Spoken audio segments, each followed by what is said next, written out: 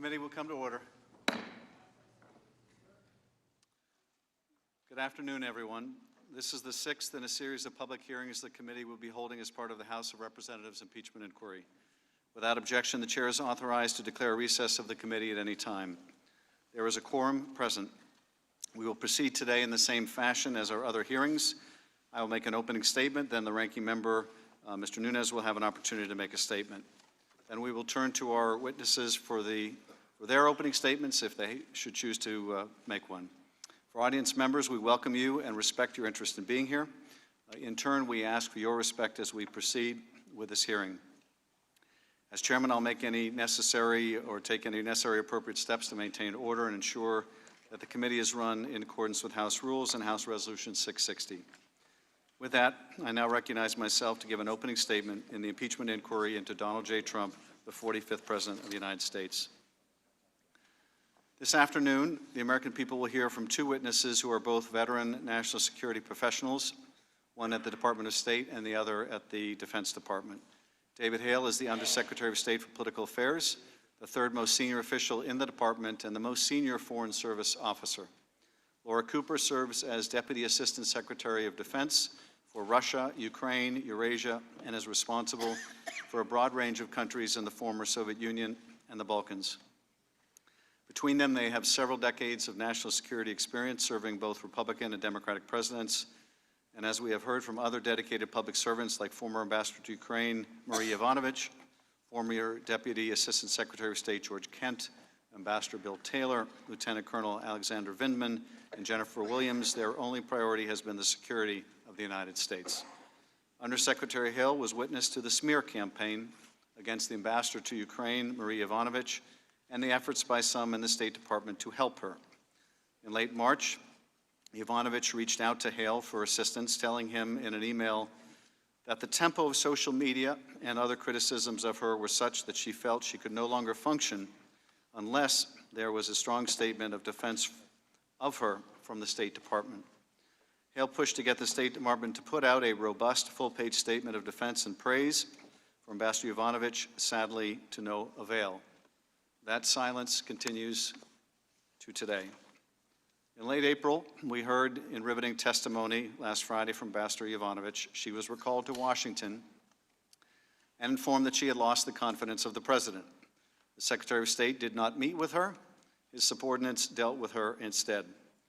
With the departure of Yovanovitch, Hale watched as three new players moved in to assume a prominent role in Trump's Ukraine policy. The three amigos were nominally led by Energy Secretary Rick Perry, but it would be Ambassador Volker and Ambassador Zhanlin, presumably working with Ambassador Taylor, who would be the ones really doing the continual work here.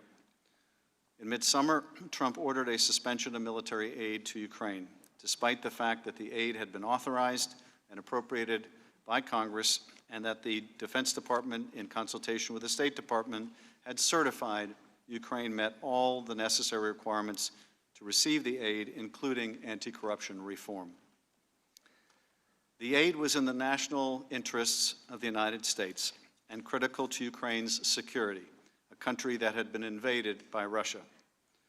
From her office in the Pentagon, Ms. Cooper oversaw a significant amount of security assistance flowing to Ukraine and was involved in efforts to understand and reverse the suspension of nearly $400 million in U.S. aid. Cooper, along with others, learned about the freeze during a series of interagency meetings in the last 2 weeks of July. At the first meeting on July 18th, an OMB representative relayed that, quote, the White House Chief of Staff has conveyed that the President has concerns about Ukraine and Ukraine's security assistance, unquote, and that a hold had been ordered by the President. No explanation was provided. All of the agencies responsible for Ukraine policy supported security assistance and advocated for lifting of the hold. The only dissenting voice was the Office of Management and Budget, which was following the orders of President Trump. And still, no good explanation of the hold was provided. While the aid suspension had not been made public, word was getting out. Catherine Croft, Special Advisor for Ukraine negotiation, who worked closely with Ambassador Volker and who testified before this committee at a deposition, received 2 separate calls in July or August from officials at the Ukrainian embassy who, quote, approached me quietly and in confidence to ask me about an OMB hold on Ukraine security assistance. Croft was, quote, very surprised at the effectiveness of my Ukrainian counterparts' diplomatic tradecraft, as in to say they found out very early on, much earlier than I expected them to. The Ukrainians wanted answers, but Croft did not have a good response. But then, in late August, Cooper met with Kurt Volker, with whom she had met many times in the past. During that meeting, in which they were discussing the hold on security assistance, Volker revealed that he was engaged in an effort to have the government of Ukraine issue a statement that would, quote, commit to the prosecution of any individuals involved in election interference, unquote. Cooper understood that if Volker's effort were successful, the hold might be lifted. Unbeknownst to Cooper, no such statement was forthcoming, but the aid was abruptly restored on September 11th, days after the three committees launched an investigation into the Trump-Ukraine scheme. And with that, I now recognize the ranking member. Thank you. As we Republicans have argued at these hearings, the American people are getting a skewed impression of these events. That's because the Democrats assumed full authority to call witnesses, and they promptly rejected any new witnesses the Republicans requested. So I'd like to take a moment to discuss a few of the people whose testimony has been deemed unacceptable for the American people to hear. The whistleblower. The whistleblower is the key figure who started this entire impeachment charade by submitting a complaint against President Trump that relied on second-hand and third-hand information and media reports. This began a bizarre series of events. Although the complaint had no intelligence component whatsoever, the Intelligence Community Inspector General accepted it and even changed the guidance on the complaint forms to eliminate the requirement for first-hand information. Then his office backdated the forms to make them appear as if they were published a month before. Democrats then took the extremely rare step of pushing a whistleblower complaint into the public, using it as the centerpiece of their impeachment crusade. We later learned that Democratic staff had prior coordination with the whistleblower, though the Democrats themselves had denied it on national television. Following that revelation, Democrats did a dramatic about-face. They suddenly dropped their insistence that the whistleblower testify to us and rejected our request to hear from him. Then, in a hearing yesterday, the Democrats cut off our questions and accused us of trying to out the whistleblower, even though they claim they don't even know who he is. Alexander Chalupa. Chalupa is a former operative for the Democratic National Committee who worked with officials of the Ukrainian embassy in Washington, D.C. in order to smear the Trump campaign in 2016. She met directly about these matters with then Ukrainian Ambassador Zhanlin, who himself wrote an article criticizing Trump during the 2016 campaign. Chalupa's activities were one of several indicators of Ukrainian election meddling in 2016, all of which were aimed at the Trump campaign. Once you understand that Ukrainian officials were cooperating directly with President Trump's political opponents to undermine his candidacy, it's easy to understand why the president would want to learn the full truth about these operations and why he would be skeptical of Ukraine. Hunter Biden. Biden is another witness who the Democrats are sparing from cross-examination. His securing of an extremely well-paying job on the board of a corrupt Ukrainian company, Burisma, highlights the precise corruption problem in Ukraine that concerned not only President Trump, but all of the witnesses we've interviewed so far. The Democrats have dismissed questions about Biden's role at Burisma as conspiracy theories. Yet, they're trying to impeach President Trump for having expressed concerns about the company. If we could hear from Biden, we could ask him how he got his position, what did he do to earn his lavish salary, and what light could he shed on corruption at this notorious company. But Biden would make an inconvenient witness for the Democrats, and so they've blocked his testimony. At these hearings, we've heard a lot of second-hand, third-hand information and speculation about President Trump's intentions, But in the end, the only direct order we've heard from the President is his order to our last witness, Ambassador Zhanlin, that he wanted nothing from Ukraine. That is consistent with the testimony provided by Senator Johnson, who said that President Trump angrily denied accounts that a quid pro quo existed. Aside from rejecting our witnesses, the Democrats have tried other petty tricks to shape public opinion. Just this morning, they called a break in the hearing in order to press their absurd arguments to TV cameras. Then, for this hearing, they canceled the multiple rounds of initial questioning they had earlier today with Ambassador Zhanlin, and as they have had with all the previous witnesses, who they bizarrely consider as their star witnesses. When you look through the presumptions, assumptions, and smoke and mirrors, you see the facts of this case are clear. President Trump was skeptical of foreign aid generally, and especially skeptical of aid to corrupt countries like Ukraine. He wanted to discover the facts about Ukrainian meddling in the 2016 election against his campaign. A brief hold on Ukrainian aid was lifted without Ukraine taking any steps they were supposedly being bribed to do. President Szalinski repeatedly said there was nothing improper about President Trump's call with him, and he did not even know about the hold in aid at the time he was supposedly being extorted with it. So what exactly are the Democrats impeaching the president for? None of us here really know, because the accusations change by the hour. Once again, this is impeachment in search of a crime. So, Chairman, I would urge you to bring this to a close, to adjourn this hearing, and move on, and get back to the work of the Intelligence Committee. That, I yield back. I thank the gentleman. Today we are joined by Ambassador David Hale and Ms. Laura Cooper. David Hale serves as the Undersecretary of State for Political Affairs for the Department of State, a position he has held since August 30, 2018. Mr. Hale joined the Foreign Service in 1984 and holds the rank of Career Ambassador. He previously served as the Ambassador to Pakistan, Ambassador to Lebanon, Special Envoy for Middle East Peace, Deputy Special Envoy, and Ambassador to Jordan. Ambassador Hale also served as Deputy Assistant Secretary of State and Executive Assistant to Secretary of State Albright. Laura Cooper is the Deputy Assistant Secretary of Defense for Russia, Ukraine, and Eurasia at the Department of Defense. She is a career member of the Senior Executive Service. Ms. Cooper previously served as a Principal Director in the Office of the Assistant Secretary of Defense for Homeland Defense and Global Security Affairs. Prior to joining the Department of Defense in 2001, Ms. Cooper was a Policy Planning Officer at the State Department in the Office of Coordinator of Counterterrorism. Two final points before witnesses are sworn. First, witness depositions as part of this inquiry were unclassified in nature, and all open hearings will also be held at the unclassified level.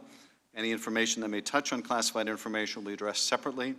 And second, Congress will not tolerate any reprisal, threat of reprisal, or attempt to retaliate against any U.S. government official for testifying before Congress, including you or any of your colleagues. If you would both please rise and raise your right hand, I will begin by swearing you in. Do you swear or affirm that the testimony you are about to give is the truth, the whole truth, and nothing but the truth, so help you God? Let the record show the witnesses answered in the affirmative. Thank you, and please be seated. The microphone is sensitive, so please speak directly into it. Without objection, your written statements will be made part of the record. With that, Ambassador Hale, if you have an opening statement, you're free to give that, and immediately thereafter, Ms. Cooper, you are recognized for your opening statement. Mr. Chairman, I don't have a prepared opening statement, but I would like to just comment, of course, as you said, I've been Undersecretary since August of 2018, a Foreign Service officer for over 35 years, an ambassador 3 times, serving both Republican and Democratic administrations proudly, and I'm here in response to your subpoena to answer the questions of the committee. Thank you, Undersecretary. Ms. Cooper.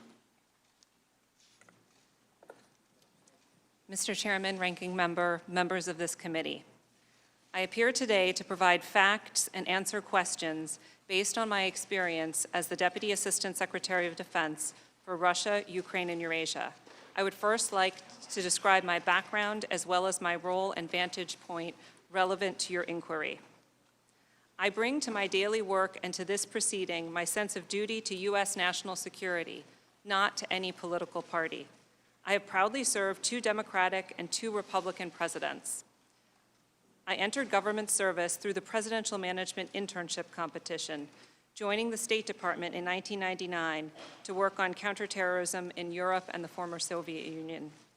Inspired by working with the U.S. military on a Department of Defense rotational assignment, I decided to accept a civil service position in the policy organization of the Office of the Secretary of Defense in January 2001, where I have remained for the past 18 years. My strong sense of pride in serving my country and dedication to my Pentagon colleagues were cemented in the moments after I felt the Pentagon shake beneath me on September 11, 2001. My office was scheduled to move into the section of the Pentagon that was destroyed in the attack, but a construction delay meant that we were still at our old desks in the adjacent section on that devastating day. After we had wiped the black dust from our desks and tried to get back to work, I found meaning by volunteering to work on Afghanistan policy and would give my next 4 years to this mission. I later had the opportunity to move into the leadership ranks of my organization and have had the privilege to manage issues ranging from defense strategic planning to homeland defense and mission assurance. I accepted the position of Principal Director for Russia, Ukraine, and Eurasia in 2016 and was honored to be appointed formally to the position of Deputy Assistant Secretary of Defense in 2018. In my current role, I work to advance U.S. national security with a focus on deterring Russian aggression and building strong partnerships with the frontline states of Ukraine and Georgia, as well as 10 other allies and partners from the Balkans to the Caucasus. Strengthening Ukraine's capacity to defend itself against Russian aggression is central to my team's mission. The United States and our allies provide Ukraine with security assistance because it is in our national security interest to deter Russian aggression around the world. We also provide security assistance so that Ukraine can negotiate a peace with Russia from a position of strength. The human toll continues to climb in this ongoing war, with 14,000 Ukrainian lives lost since Russia's 2014 invasion. These sacrifices are continually in my mind as I lead DoD efforts to provide vital training and equipment, including defensive lethal assistance to the Ukrainian armed forces. I have also supported a robust Ukrainian Ministry of Defense program of defense reform to ensure the long-term sustainability of U.S. investments and the transformation of the Ukrainian military from a Soviet model to a NATO interoperable force. The National Defense Authorization Act requires the Department of Defense to certify defense reform progress to release half of the Ukraine Security Assistance Initiative, or USAI, funds, a provision we find very helpful. Based on recommendations from me and other key DoD advisors, the Department of Defense, in coordination with the Department of State, certified in May 2019 that Ukraine had, quote, taken substantial actions to make defense institutional reforms for the purposes of decreasing corruption, increasing accountability, and sustaining improvements of combat capability, unquote, meriting obligation of the entire $250 million in USAI funds. This brings me to the topic of today's proceedings. I would like to recap my recollection of the timeline in which these events played out. I testified about all of this at length in my deposition. In July, I became aware of a hold being placed on obligation of the State Department's Foreign Military Financing, or FMF, and DoD's USAI funds. In a series of interagency meetings, I heard that the President had directed the Office of Management and Budget to hold the funds because of his concerns about corruption in Ukraine. Let me say at the outset that I have never discussed this or any other matter with the President and never heard directly from him about this matter. At a senior level meeting I attended on July 26th, chaired by National Security Council leadership, as at all other interagency meetings on this topic of which I was aware, the national security community expressed unanimous support for resuming the funding as in the U.S. national security interest. At the July 26th meeting, there was also a discussion of how Ukrainian anti-corruption efforts were making progress. DoD reiterated what we had said in our earlier certification to Congress, stating that sufficient progress in defense reform, including anti-corruption, had occurred to justify the USAI spending. I and others at the interagency meetings felt that the matter was particularly urgent because it takes time to obligate that amount of money, and my understanding was that the money was legally required to be obligated by September 30th, the end of the fiscal year. In the ensuing weeks until the hold was released on September 11th, I pursued 3 tracks. First, starting on July 31st at an interagency meeting, I made clear to the interagency leadership my understanding that once DoD reaches the point at which it does not have sufficient time to obligate all the funding by the end of the fiscal year, there were only 2 ways to discontinue obligation of USAI: a President-directed rescission or a DoD-directed reprogramming action, either of which would need to be notified to Congress. I never heard that either was being pursued. Second, I was in communication with the DoD Security Assistance implementing community to try to understand exactly when they would reach the point at which they would be unable to obligate all the funds by the end of the fiscal year.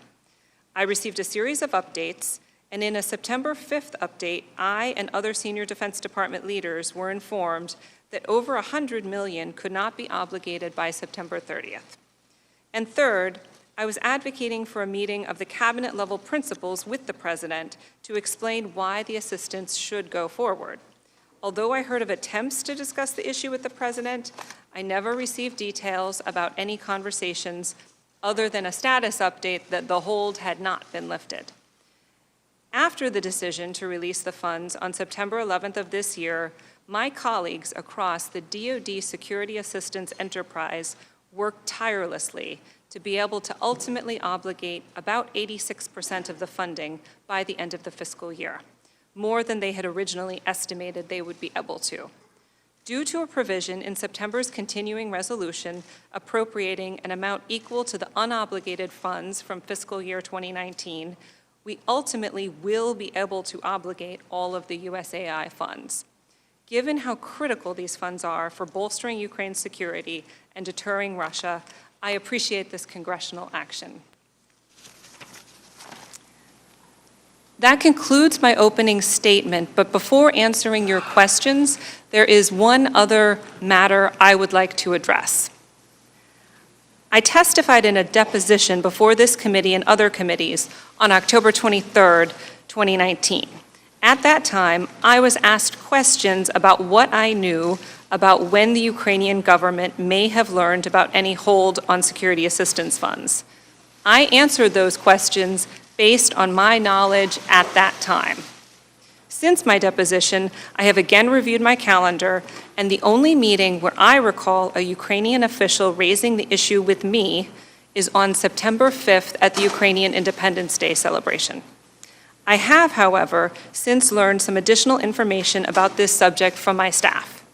Prior to my deposition testimony, I avoided discussing my testimony with members of my staff or anyone other than my attorney to ensure that my deposition testimony was based only on my personal knowledge.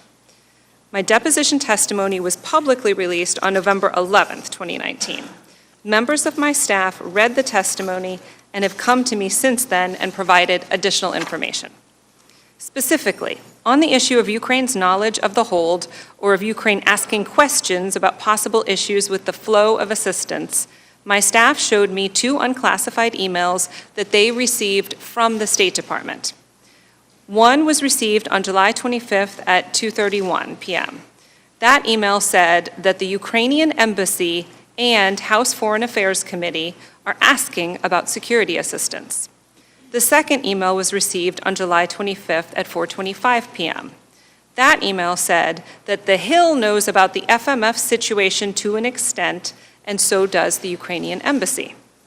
I did not receive either of these emails. My staff does not recall informing me about them, and I do not recall being made aware of their content at the time. I do not have any additional information about precisely what the Ukrainians may have said, what may have been their source of information about a hold or any possible issues with the flow of assistance, or what the State Department officials may have told them. My staff also advised me in the last few days of the following additional facts that may be relevant to this inquiry. Again, my staff does not recall informing me about them, and I do not recall being made aware of this. On July 3rd at 4:23 p.m., they received an email from the State Department stating that they had heard that the CN is currently being blocked by OMB. This apparently refers to the congressional notification state would send for Ukraine FMF. I have no further information on this. On July 25th, a member of my staff got a question from a Ukraine embassy contact asking what was going on with Ukraine security assistance. Because at that time, we did not know what the guidance was on USAI. The OMB notice of apportionment arrived that day, but this staff member did not find out about it until later. I was informed that the staff member told the Ukrainian official that we were moving forward on USAI, but recommended that the Ukraine embassy check in with state regarding the FMF. Sometime during the week of August 6 to 10, a Ukraine embassy officer told a member of my staff that a Ukrainian official might raise concerns about security assistance in an upcoming meeting. My understanding is that the issue was not, in fact, raised. Again, I have no further information about what concerns about the security assistance Ukraine may have had at that time. My staff also recall thinking that Ukrainians were aware of the hold on security assistance during August, but they cannot pinpoint any specific conversations where it came up. My staff told me they are aware of additional meetings where they saw officials from the Ukrainian embassy in August, and they believe that the question of the hold came up at some point. But they told me they did not find any corresponding email or other records of those meetings. Consequently, neither they nor I know precisely when or what additional discussions may have occurred with the Ukrainians in the month of August. If I had more details on these matters, I would offer them to the committee, but this is the extent of additional information I have received since my deposition. Mr. Chairman, I welcome your questions. I will answer them to the best of my ability. Thank you. Thank you for your testimony. For this hearing, we will forego the first round of questions by committee counsel and immediately proceed to member questions under the 5-minute rule. I do want to respond to the comments of my ranking member, however, that I think suggested that this was a surprise to the minority. We informed the minority last night after our hearing that we would, because of the nature of the testimony today, we did not believe that a staff member round was necessary. And the message we got back from the minority was, okay, got it, thanks for the heads up. So the minority was on notice. It raised no objection about going directly to member rounds. I also want to point out that the minority has represented that we have not called any minority witnesses. That is not accurate.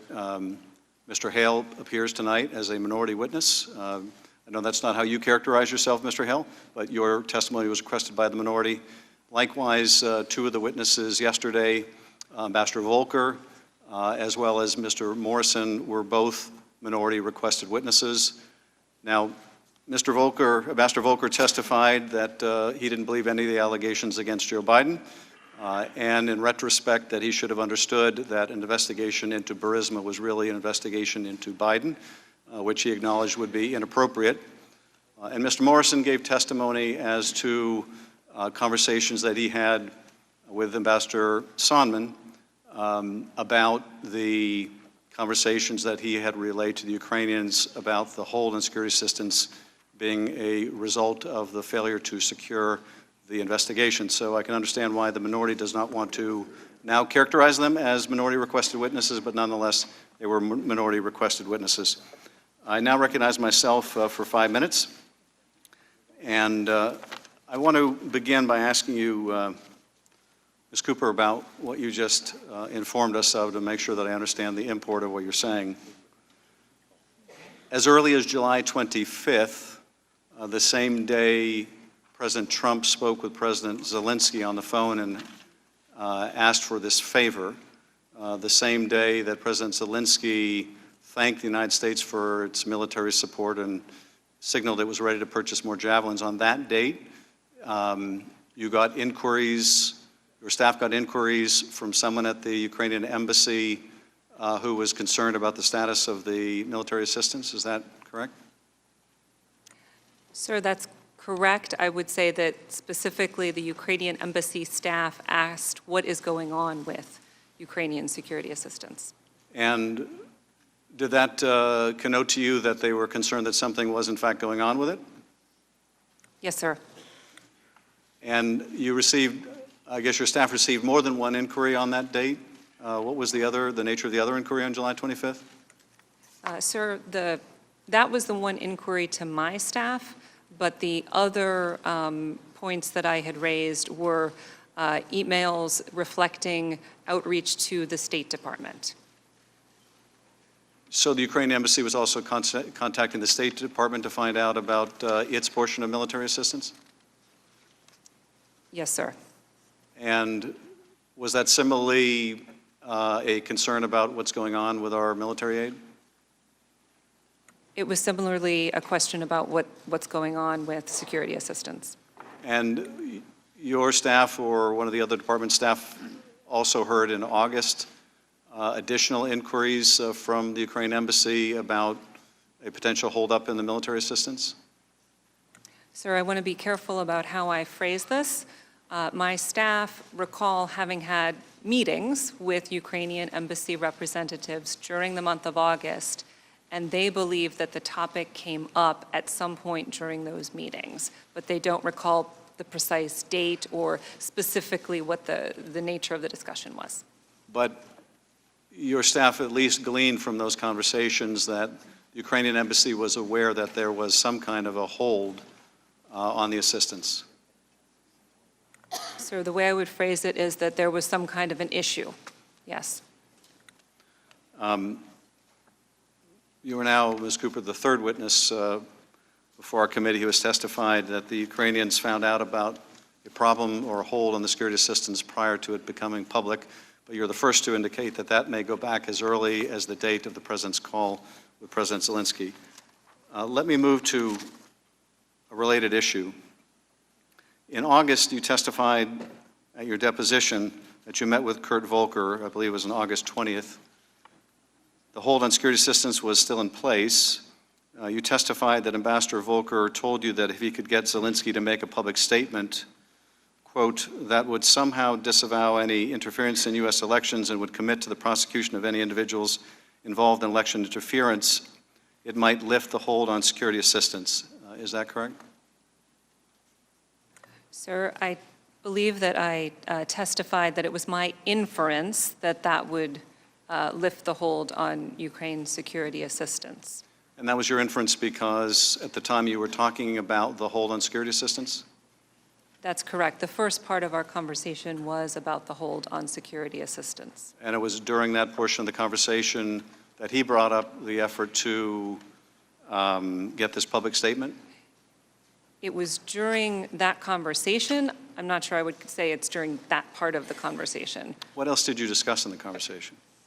The only two topics that I recall are the urgency of lifting the hold on security assistance and then him relaying this separate diplomatic effort that I had previously been unaware of. So you didn't have any discussion about any White House meeting? Sir, I don't recall specifically talking about the White House meeting, but I've had many conversations about the desire for the White House meeting, so it's likely that that was a part of the conversation. But the two things you do recall are that you talked about the hold on security assistance and that he brought up this public statement that they wanted Szalinski to get that he thought might be useful. That is correct, sir. Mr. Nunes. Yield to Mr. Ratcliffe. Thank the gentleman for yielding. Ambassador Hale, Ms. Cooper, thank you both for being here. In his opening, Ranking Member Nunes referenced President Trump's general skepticism of providing aid and the amount of foreign aid being provided to foreign countries. Would you agree with that characterization, Ambassador Hale?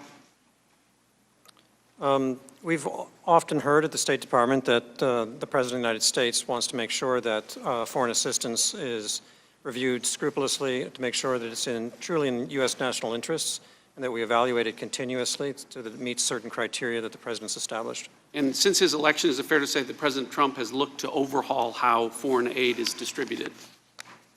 Yes, the NSC launched a foreign assistance review process sometime, I think it was late August or early September 2018. All right. And throughout both his campaign and his administration, President Trump has repeatedly sought to reframe American foreign policy in economic terms, and as he described, America First policy. And consistent with that, well before there was a whistleblower talking about a pause on aid to the Ukraine, the President had expressed genuine concern about providing U.S. foreign assistance.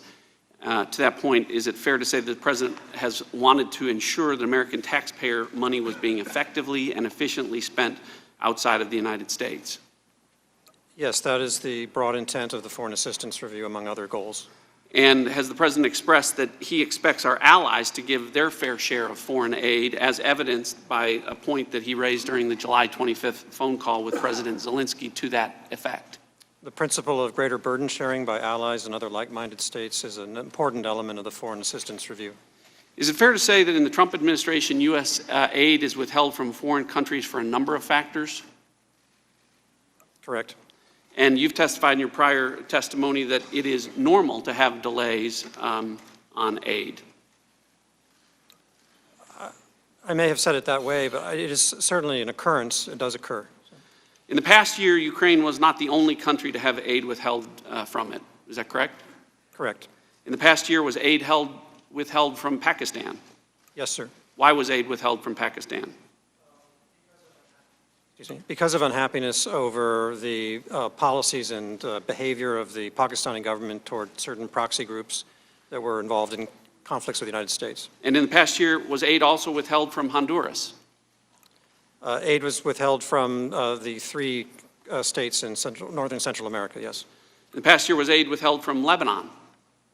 Yes, sir. And when aid was first withheld from Lebanon, were you given a reason why it was withheld? No.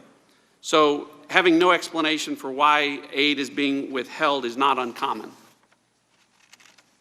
I would say it is not the normal way that we function. But does happen. It does happen. And is it true that when aid was being withheld from Lebanon, that was at the same time aid was being withheld from Ukraine? Correct, sir. And you've testified that the aid to Lebanon still hasn't been released. Is that right? That is correct. All right. But the aid to Ukraine was released on September 11th, correct? I read that, yes. All right. So it's fair to say that aid has been withheld from several countries across the globe for various reasons, and in some cases for reasons that are still unknown just in the past year. Correct, sir. So the assertion's been made that President Trump's Ukraine policy changed when there was a pause in the aid, or the aid was withheld.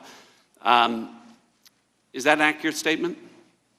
That was not the way I understood things to be happening at the time. We were not given an explanation. And in terms of our policy, in terms of aid to Ukraine, you've described it as very robust. Our aid to Ukraine? Yes. Yes. As evidenced by President Trump's policy decision to provide lethal defensive weapons, Javelin missiles. It was very robust, yes, sir. And that was a decision that President Trump made that the prior administration, President Obama, had not done. Lethal weapons had not been provided to Ukraine in the Obama administration, correct? I was not involved in Ukrainian affairs during the Obama administration, so I don't feel competent to address that. And when aid to Ukraine was put on pause, I believe you've testified that there may have been concern by Secretary Kent and by Ambassador Taylor that it was contributing to a potentially negative effect on U.S.-Ukraine relations. Do you agree with that? Well, the State Department position was to advocate for the continuation of that assistance as an important element in fact, a key element of our strategy to support support the Ukraine against Russia. My time's expired. I yield back. Mr. Himes. Thank you, Mr. Chairman. Thank you to our witnesses for testifying tonight. I'm delighted to follow Mr. Ratcliffe because he just perfectly summarized the defense that my Republican colleagues are mounting of this behavior. And the defense goes like this.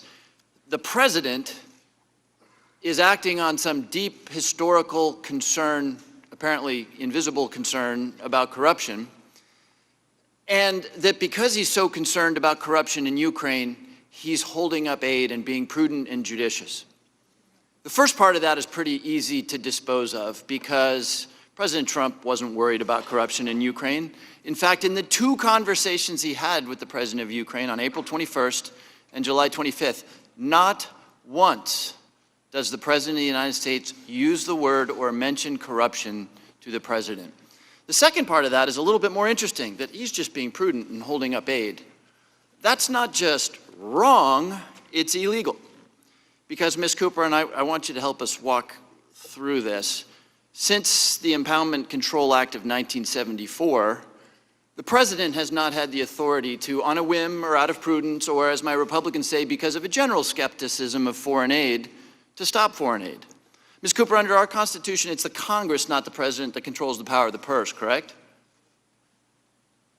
Yes, sir. And the security assistance that was authorized to Ukraine was authorized and appropriated by the Congress, correct? Yes, sir.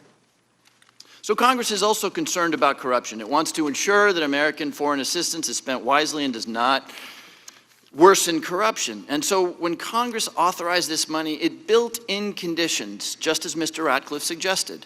By law, Ukraine wouldn't get all the money until it demonstrated that it had undertaken substantial anti-corruption reforms. Ms. Cooper, under the law, the Department of Defense works with the State Department and other agencies to establish anti-corruption benchmarks and determine whether Ukraine has sufficiently met those benchmarks, correct? That's correct. That provision pertains to the Ukraine Security Assistance Initiative. And that's a legally specified process. That's not the President in the Oval Office manifesting a general skepticism of foreign aid, right?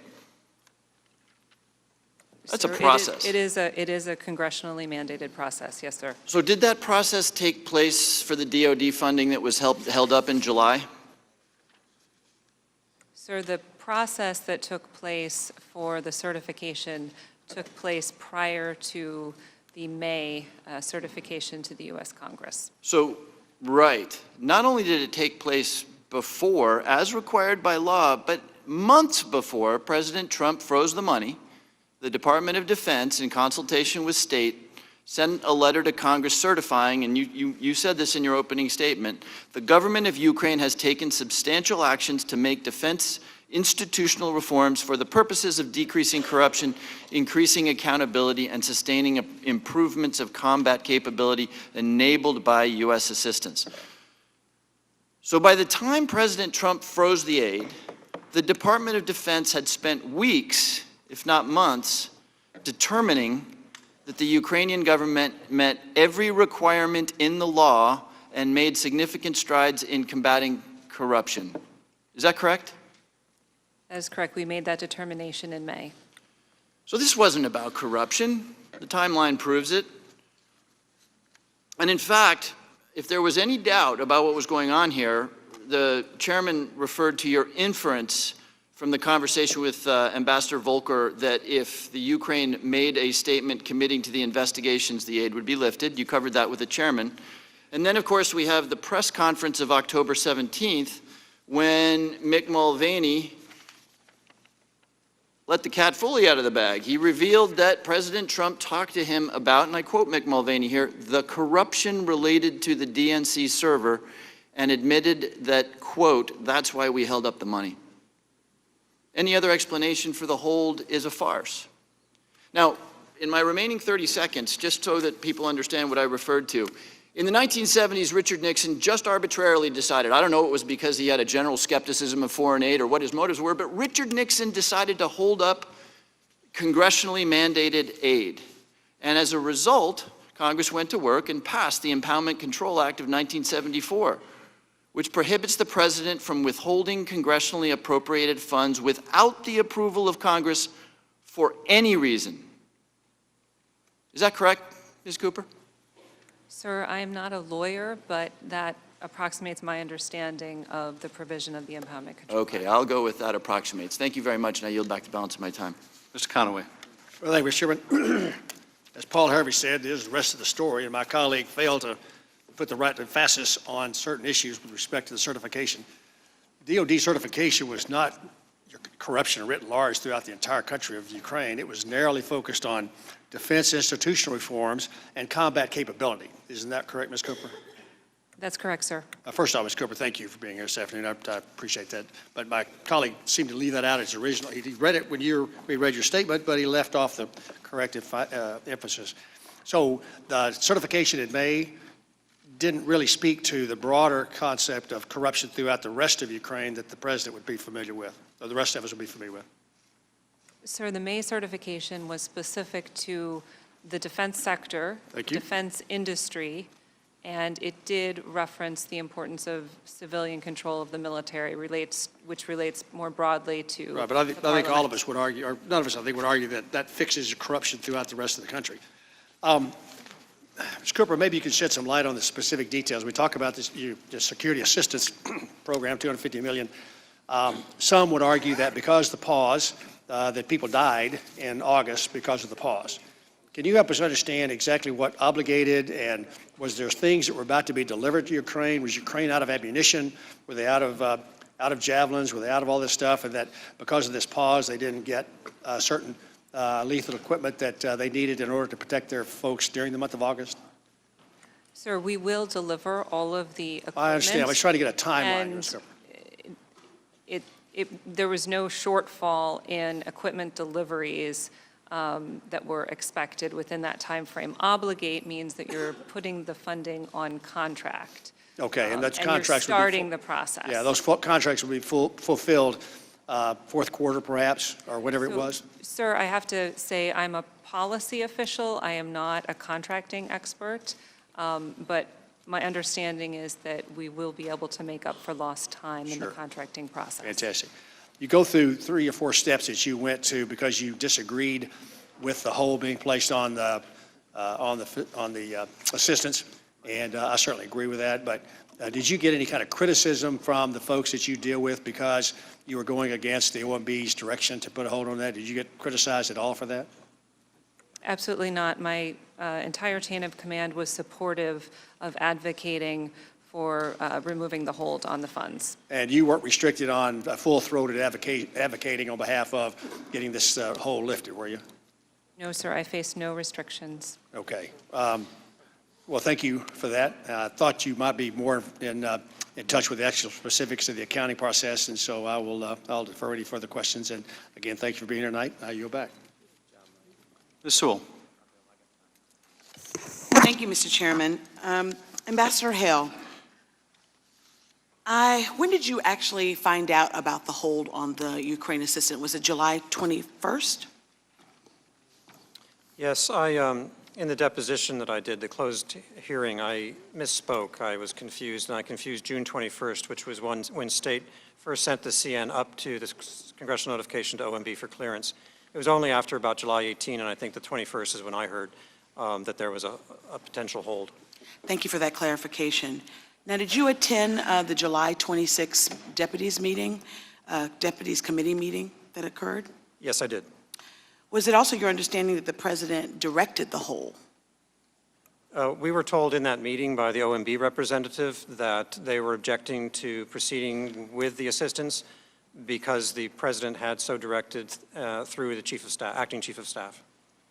What was the State Department's position regarding the hold?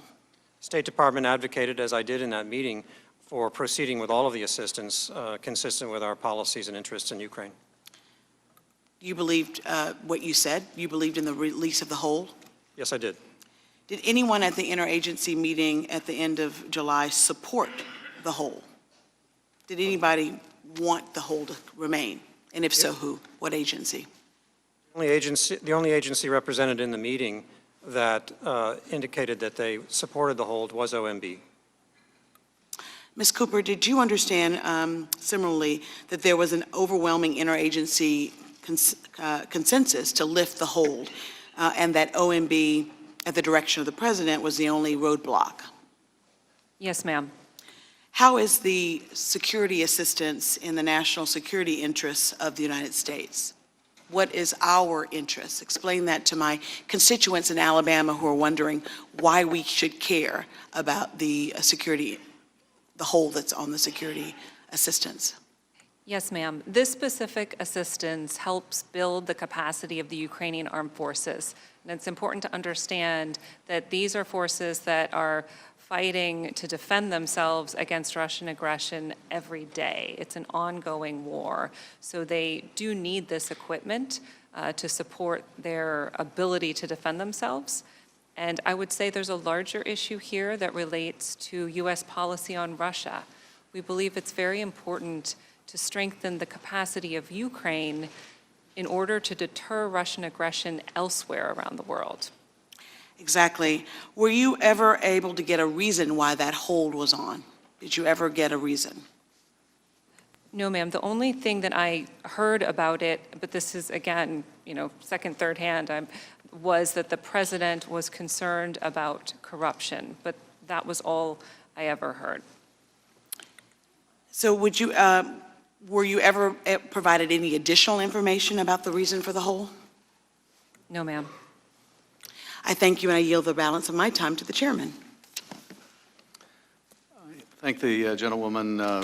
My colleagues in the minority asked Mr. Hale, isn't it common to have holds on military aid? And I think you said they're not unusual.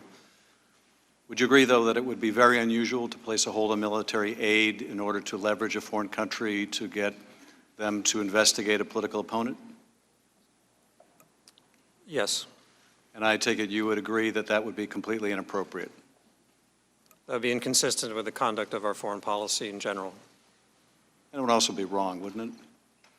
Certainly not what I would do. Mr. Turner. Of course, it would be interesting if any witness had ever testified that that was the case. I yield my time to Mr. Jordan.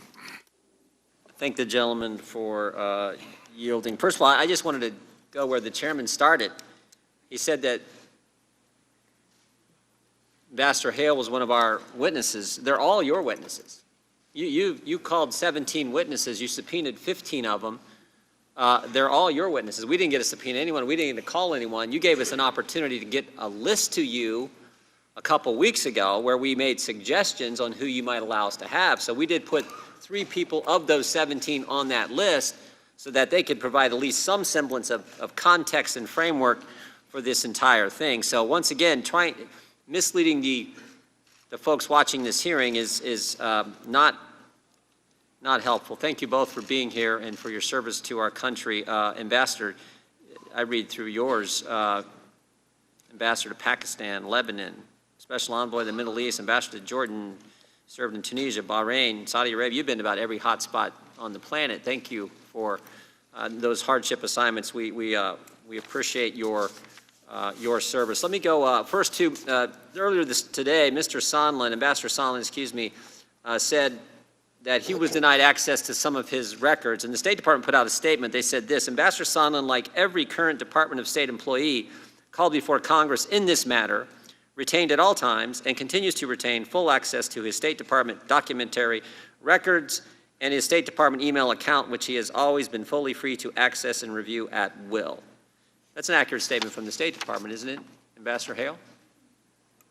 I had not seen it until shortly before entering this hearing room, but it sounds accurate, yes. Appreciate that. Ambassador, you're aware of no connection between the pause in aid in exchange for any kind of investigation. Is that correct? I'm sorry, I missed a key word. Could you repeat the question? You're not aware of any connection between the pause in aid and in exchange for some kind of investigation being announced or done by Ukraine. Is that Correct. right? And you're not aware of Secretary Pompeo having any knowledge, direct knowledge of a connection between investigations and security aid. Is that correct? I'm not aware of that, and he did not speak to me about that. You're not aware of any nefarious motive to withhold aid to Ukraine. Is that correct? Correct, sir. In fact, you testified that what you knew was that President Trump was one, skeptical of foreign assistance generally. Mr. Ratcliffe highlighted that in his round of questioning. And two, skeptical of the corruption environment in Ukraine. Is that accurate? Well, we had heard that. That was a general impression at the State Department, correct? And the aid was actually eventually released to Ukraine. Is that correct as well? Yes, I read that, sir. And there was just a 55-day or less than 2 months pause in the actual hold on the aid. Is that right, Ambassador? Seems so, yes, correct. And to your knowledge, as a top principal at the State Department, an investigation into the Biden's Burisma of the 2016 election never happened by the Ukrainians. Is that correct? I don't know that I have the ability to answer that question, having taken this job in August of 2018. Oh. Well, since you've taken the job, how about that? To my knowledge, that's correct. Thank you. I yield back.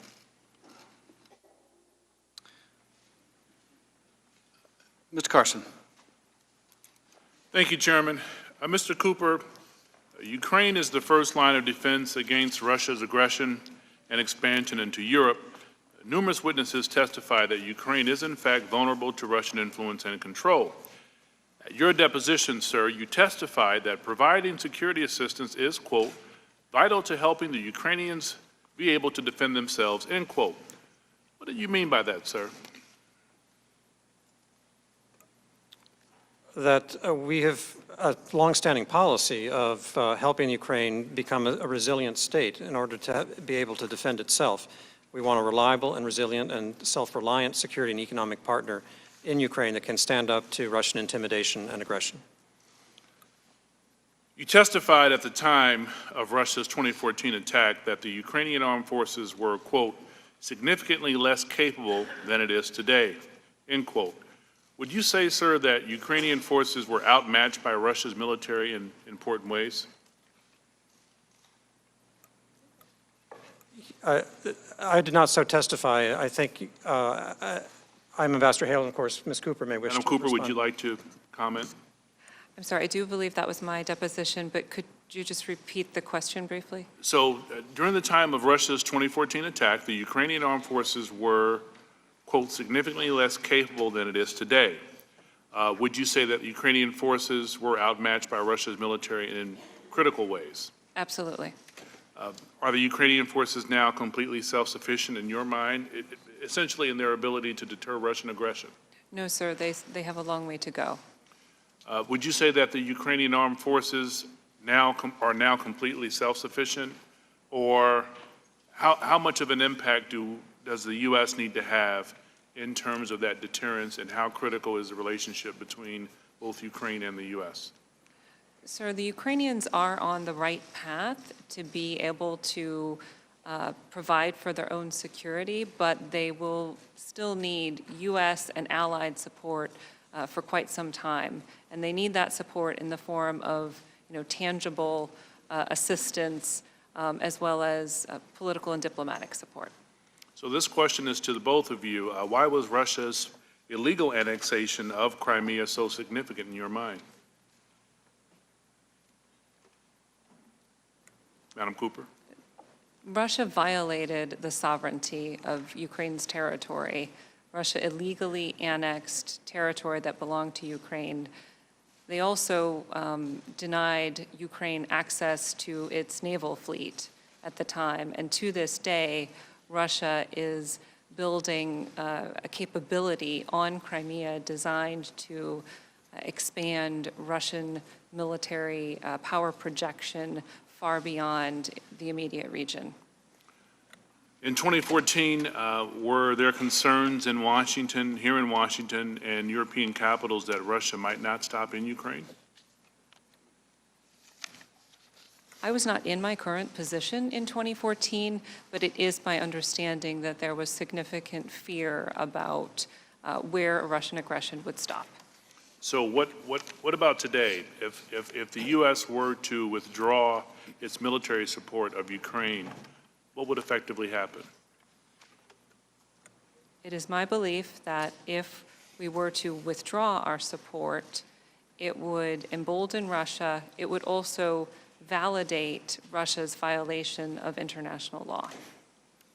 And which country stands to benefit the most, would stand to benefit the most from such a withdrawal? Russia.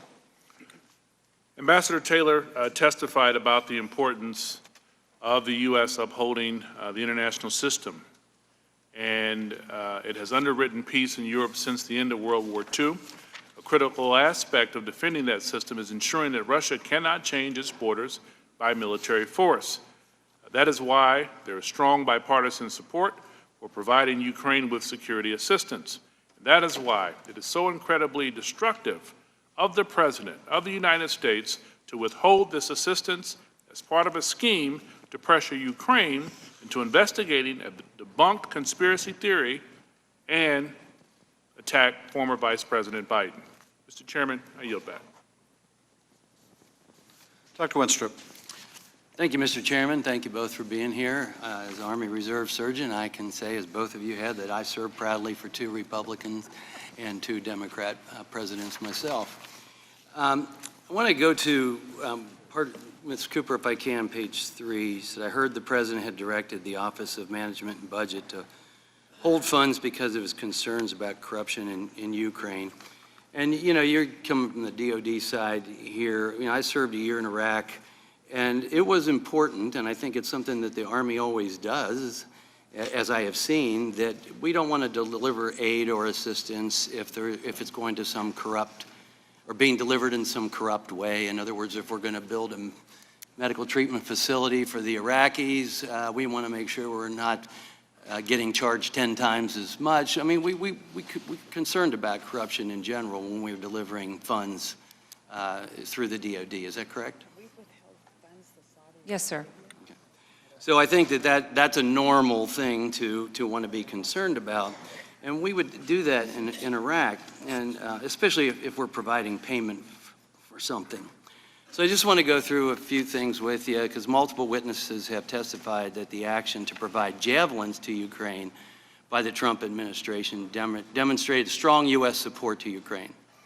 Ambassador Yovanovitch, in her deposition, said President Trump's decision to provide lethal weapons to Ukraine, that our policy actually got stronger over the last 3 years.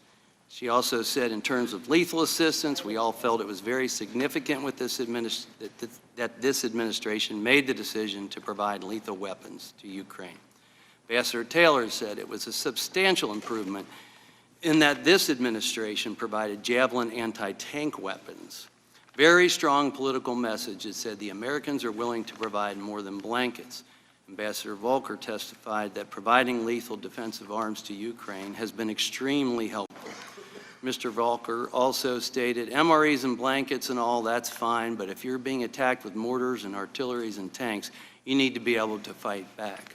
Secretary George Kent stated that javelins are incredibly effective weapons at stopping armed advance, and the Russians are scared of them. Special Advisor Catherine Croft stated, the javelins help Ukraine defend themselves. A decision to provide javelins, we believe, is counter to Russian interest. Do you dispute what these witnesses have testified to, including Ambassador Yovanovitch, Taylor, Volker, and others? Sir, I absolutely agree that the Javelin system is an important capability and that this was a very important decision to support Ukraine with this capability. Thank you. And you already testified that you were personally proud of the Trump administration's decision to arm Ukraine with javelins, correct? That is correct, sir. So one of the things on page 3 tonight, you were talking about a meeting July 26th, and after that you said, I was aware the national security community expressed unanimous support for resuming the funding as in the U.S. national security interests. That's correct? You said that tonight? That's correct, sir.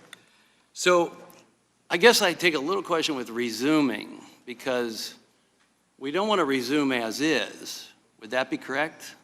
Because as is would not include javelins. Sir, I'm not sure I'm following. Well, what I was going to say, in the previous administration, javelins were not provided, even though they could have been. President Obama stopped the javelins. He could have delivered javelins, let's put it that way. Sir, I think I should clarify what I meant by that statement. Resuming was just referring to the fact that OMB had placed a hold on the assistance, so we weren't spending. Okay. And I wanted to resume the spending. Okay, So well- that we could maintain this policy, maintain the strength. Maintain the policy, but I guess what I'm asking, there is a difference, and I think Undersecretary Hale, you might, I thought I saw you nodding, the difference being that as it's resumed, in this case, now it included javelins, which the Obama administration denied. Is that correct? It is true that the Trump administration approved the release of defensive lethal assistance to include Javelin, whereas the previous administration did not support that policy. Mr. Hale, do you have a comment on that? That seems correct. I defer to Ms. Cooper as the expert. Okay. Well, I think we can conclude that more than blankets and MREs has been helping the Ukrainians, and the lethal defensive weapons are something the Trump administration has approved, and it's a benefit to all of us. Thank you. Ms. Spear. Thank you, Mr. Chairman. Thank you both for being here this evening. You know, there's this mystery surrounding the hold on the aid in July, it appears. But back in May, Ms. Cooper, I believe you said that there was aid that was conditioned, but you certified in May that the conditions had been met.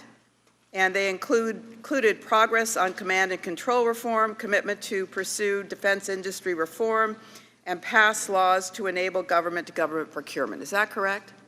Yes, ma'am, that's correct. So then when you find out in July that they're concerned about corruption, you're scratching your head, right? So, Yes, ma'am, we did not figuratively. understand. And do you know of any effort that was undertaken then to assess the corruption in Ukraine in June, July, August? Ma'am, as I believe I said in my deposition, the only specific discussions that I am aware of related to that series of interagency meetings, the sub-PCC, as we called it, the PCC, Policy Coordination Committee, and the Deputy Small Group. And in those meetings, participants did discuss the degree to which corruption was a concern and the degree to which there was progress. And my recollection of what the participants said in these meetings was that there was a very positive sense that progress was being made. So you have these meetings, progress is being made, nothing really changes from May until September that would then trigger the release of the money, except a whistleblower came forward. Ma'am, I do not know what triggered the release of the funding. All right. The fact that there was reference made to money being withheld for other countries was made by some of our colleagues. But in those situations, in countries like Pakistan, Lebanon, they're multi-year funding streams, correct? Ma'am, those accounts fall outside of my purview, so I cannot answer that question. Okay. Well, I've been told that that is indeed the case, so that there's not the immediate angst or hit financially that would potentially accrue. But the difference, as I see it, in Ukraine as compared to these other countries is that Ukraine is engaged in a hot war with Russia right now. And it seems that withholding that money was irresponsible, considering that they had made all of this, taken steps to meet all the conditions that we had requested of them, and Congress had appropriated the funds. Is that not the case?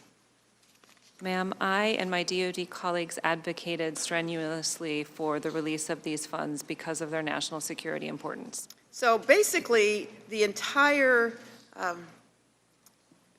interests of the Department of Defense and State Department were consistently supportive of releasing these funds. Everyone was mystified as to why the funds had been withheld, and everyone's running around trying to get an answer, and you're getting kind of obtuse responses saying it was the president because of corruption.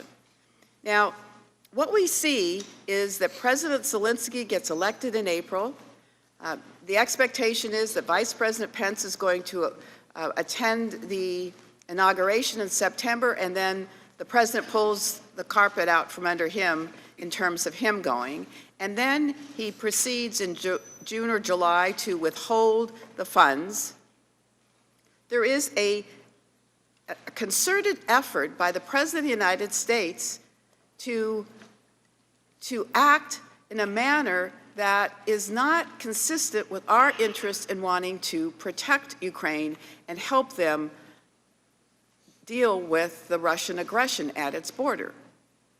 Would you agree with that? Ma'am, I have, advocated for this security assistance, and I have advocated for high-level engagement with the government of Ukraine because I think both are in the national security interest. That I yield back. Mr. Stewart. Thank you, Chairman. Undersecretary, Assistant Secretary, thank you both for being here. You're both recognized as experts, dedicated public servants, and I got to tell you, being the President of the United States is perhaps the most complicated endeavor in the history of the world. No one could do it without people like you to provide that backbone that you do, and thank you for doing that. I don't mean to repeat the same questions ad nauseum, but I think we reached a point of nauseum, I don't know, sometime yesterday or some time ago. It's some repetitive here, and you'll forgive me for doing that. Although, Mr. Cooper, I do have some questions based on some things you've said previously, and I would just want to add, for clarification, there's a question about these emails that I think they claimed described withholding the aid, and they had come from Capitol Hill or from someone on the Foreign Affairs Committee. Is that true? Sir, are you referring to my statement today or something previous? I believe this is previous, question we had previous. Are you aware of such an email? I'm sorry, I don't think I have enough information to make an assessment. Is it from a particular page in my deposition? No, it's just reporting that we've heard that there may have been communications with you with someone on the Foreign Affairs Committee on the Hill. Is that not true? That there may have been communications with me? Yes, email with you. Sir, I am not aware. Okay, thank you. And for clarification as well, someone may have asked you or queried you from the Ukrainian embassy about the withholding of aid. Is that true? Did you hear from them? Sir, I testified earlier that the communication from the Ukrainian embassy was to my staff, and my staff mentioned this to me after my deposition. The only specific communication that I recollect with the Ukrainians about this specific issue was on, I believe it was September 5th, at a reception at the Ukrainian embassy. And just to bore down on that just a little bit, was that just a query generally about the forthcoming aid, or was it specific regarding them being aware that the aid was being withheld? Sir, just to be clear, the September 5th conversation that I had was specific to the hold. There was an awareness of that, and there was a question of concern. Okay, thank you. You know, Ms. Cooper, well, to both of you, Undersecretary Hale as well, at the end of the day, it really does, and I've done this before, it really does come down to this. The transcript I'm holding up is a transcript of the phone call between President Szalinski and President Trump that I would hope every American would take the opportunity to read. It's only a few pages long. And much more information beyond that is maybe helpful to inform, but it really comes down to those conversations, those few sentences. But Mr. Hale, going quickly through a series of questions, and I have your answers here, so this won't take long, and you've answered them generally anyway. You agree the United States should evaluate whether a country is worthy of our aid. Is that fair to say? Yes, sir. And you understand as well that President Trump has been skeptical generally of foreign aid and some of the money that we've given. Is that fair as well? I think so. And I think that's been fairly consistent. He's done that since before he was elected, I think. Others in the process have testified that Ukraine has a long history of corruption. That's not going to surprise any one of us. We've talked about that about 1,000 times.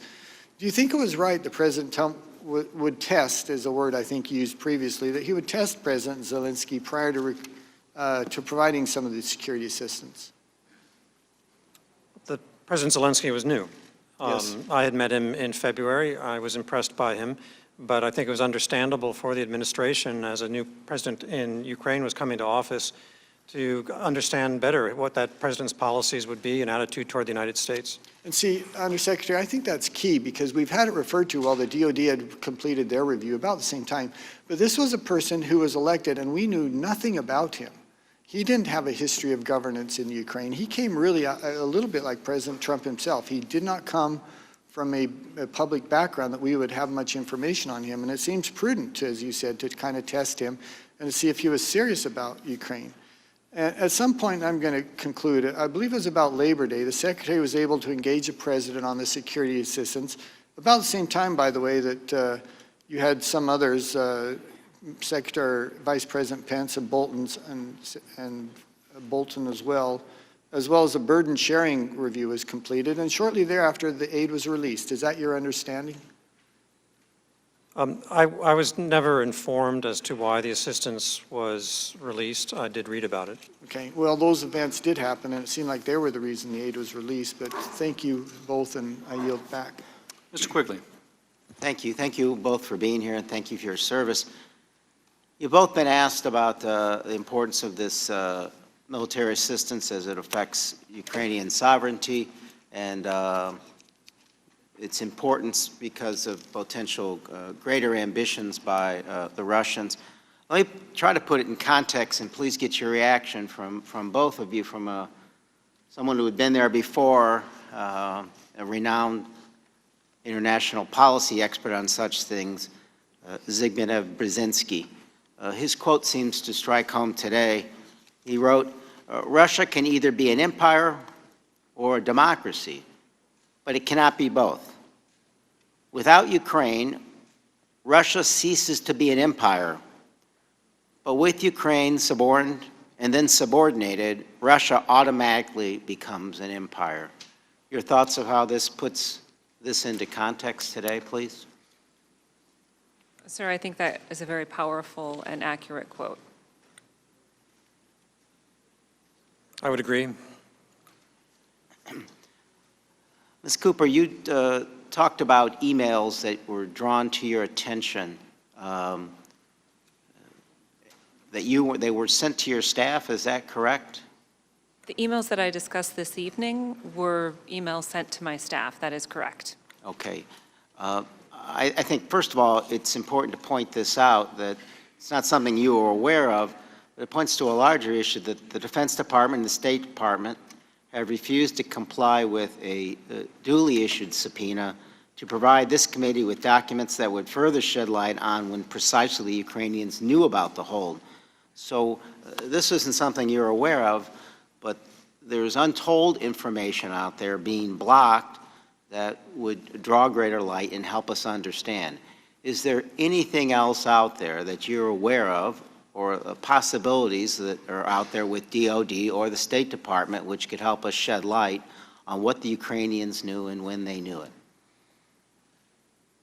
Sir, I have shared with the committee all that I recollect, but I have not done an exhaustive investigation.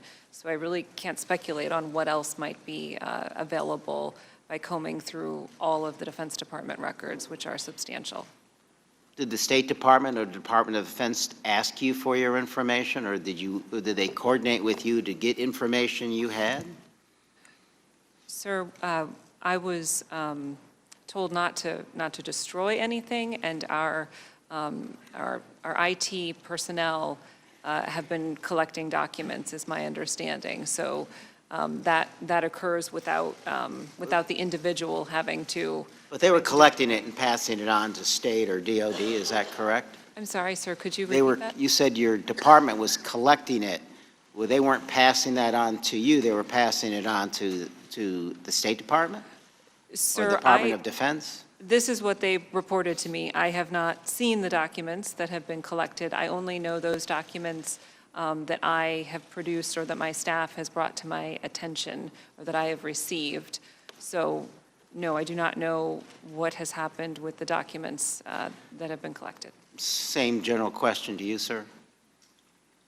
I requested and was granted access to documents that I either originated or that had been sent to me that were relevant to the pertinent matters of this investigation during a finite time period. I don't have really information about what else is going on in terms of other documents that I did not produce or that I did not receive. I do know there was a move to gather them, and I understood generally, indirectly, and informally that they have been gathered. That's the extent of my knowledge. It's not my area of responsibility. Yes, but did they pass them on to you, or did they pass them on to the administration and somehow? The only documents I received, sir, were those within the parameters I described. What I requested, which was those, and given were the documents that either I produced or that were sent to me relevant to the matters we're discussing today. Thank you. I yield back to the chairman. Ms. Stefanik. Thank you to both of our witnesses for your service today. Ms. Cooper, I wanted to start with you. You spoke eloquently of the threat of Russia when it illegally annexed Crimea, how that's a threat not only to Ukraine, but it's also a threat to Europe and the United States, a national security challenge. And I sit on the House Armed Services Committee. We know that the most important support for Ukraine in terms of lethal defensive aid is in the forms of javelins. Would you agree with that? Yes, ma'am. And which administration were those javelins made available to Ukraine? This administration, the Trump administration. And not the Obama administration? That is correct. Both of you, have you ever spoken with the president about Ukraine aid? No, I have not. No, ma'am. Undersecretary Hale, you testified that you had no direct knowledge of any nefarious motivations to withhold aid to Ukraine, correct? Correct. And to your knowledge, you testified that there were no strings attached to the aid, correct? That's page 184 of your deposition. Yeah, no such knowledge. And more specifically, you testified that you had no knowledge of Ukraine aid being held up for investigations. Is that correct? Correct. During the temporary hold of security assistance, this was until Ambassador Taylor sent you the cable, you had never even heard the words Burisma or Biden, correct? Well, in the context of what we're discussing, correct. Great, you testified that on page 96. And ultimately, as we know, the aid was released to Ukraine, correct? Yes, I read that. Now, let's talk about the context broadly of this hold. You testified that it's not just Ukraine, that there were, in fact, other countries whose security assistance was on hold. Quote, the aid package to Lebanon was also being held in the same fashion, correct? Correct. And foreign aid was held from Northern Triangle countries of South America, correct? Of Central America, correct. Central America. And you also testified that when you served as ambassador to Pakistan, security assistance was also held for their failure to conform to our concerns regarding terrorists and other issues on the Afghan-Pakistan border. Correct. You know, basically, let's broadly talk about the context of all of these holds on aid. When we talk about aid, I always think about these are hard-earned taxpayer dollars. Would you agree with that? Absolutely. And isn't it correct that this administration, the Trump administration, has been conducting a foreign assistance review to reestablish norms that guide the assistance as we provide aid overseas? That's correct. You testified that this review had been going on for quite a while, and the administration did not want to take a business-as-usual approach to foreign assistance, a feeling that once a country has received a certain assistance package, it's something that continues forever. And you continued, the program had to be evaluated that they were actually worthy beneficiaries of our assistance, that our program made sense, that we avoid nation-building strategies, and that we provide assistance to countries that are lost in terms of our policy to our adversaries. Is that correct? That's correct. And you testified that you warmly welcomed this assistance review. Correct. And again, just to get this on record and for the millions of Americans viewing, security assistance was in fact released to Ukraine. I know I've already asked this, but this is a really important point. Correct. Thank you. I yield back. Mr. Swalwell. Ms. Cooper, your testimony today destroys two of the pillars of the president's defense and one justification for his conduct. First pillar, no harm, no foul. The Ukrainians didn't know that the hold was in place, so didn't really hurt them. Second pillar, this president was a real champion of anti-corruption.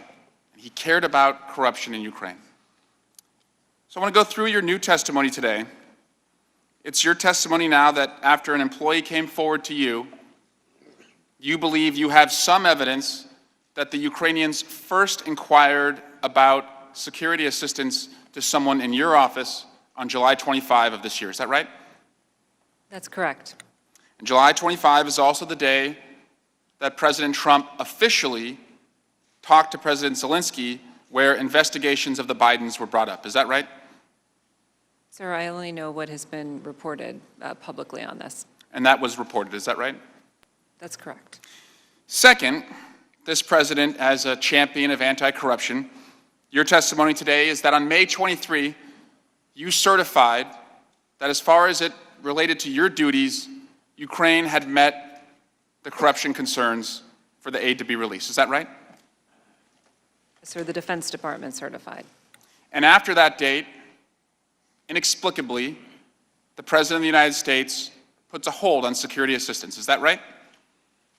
That was what I heard in July, yes. Now, this anti-corruption president who cares so much about rooting out corruption in Ukraine, did he ever call you after he put the hold to say, Ms. Cooper, what's going on in Ukraine? No, sir. Ambassador Hale, did he ever call you to ask about an update on Ukraine corruption? No, sir. To your knowledge, did he ever call your boss, Secretary Pompeo? I don't know. Ms. Cooper, did he ever call the many bosses that you've had at the Department of Defense? The secretaries or acting secretaries? I don't know, sir. Now, as to the justification.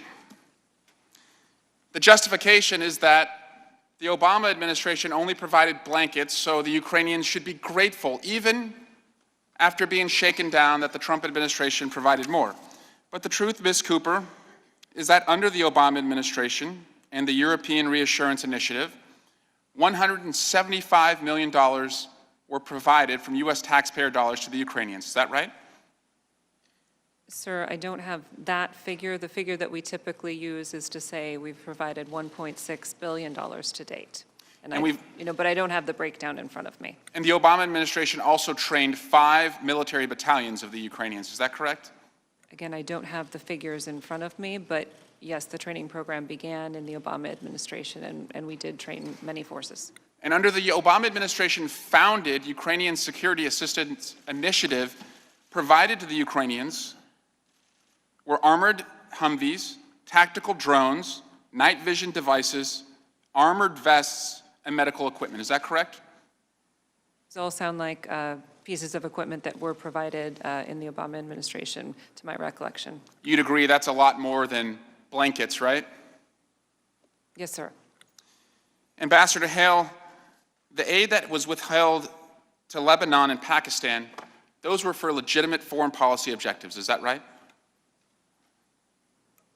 I would say that's true. The assistance to Pakistan, I've not heard an explanation for the current hold on the Lebanese program. And you would agree that withholding aid to investigate a political opponent is not a legitimate foreign policy objective. Is that right? Correct. So I guess we can agree that even Bernie Madoff made charitable contributions, but it doesn't make him a good guy. Ms. Cooper, your testimony today demonstrates the power of coming forward and defying lawless orders from the president. Because you came forward and testified, we learned this new information, which destroys a central defense that the Republicans have put forward. Because Ambassador Taylor came forward, one of his employees learned this defense from the Republicans that all we had was hearsay evidence. And Mr. Holmes said, actually, I heard the President of the United States tell Ambassador Zhanlin, where are we with the investigations? Your courage has aided this investigation despite the President's continued obstruction. And I yield back. Mr. Hurd. Thank you, Chairman. Ambassador Hale, you're in essence the number 3 guy at the State Department, is that correct? Correct. You represent roughly 70,000 folks?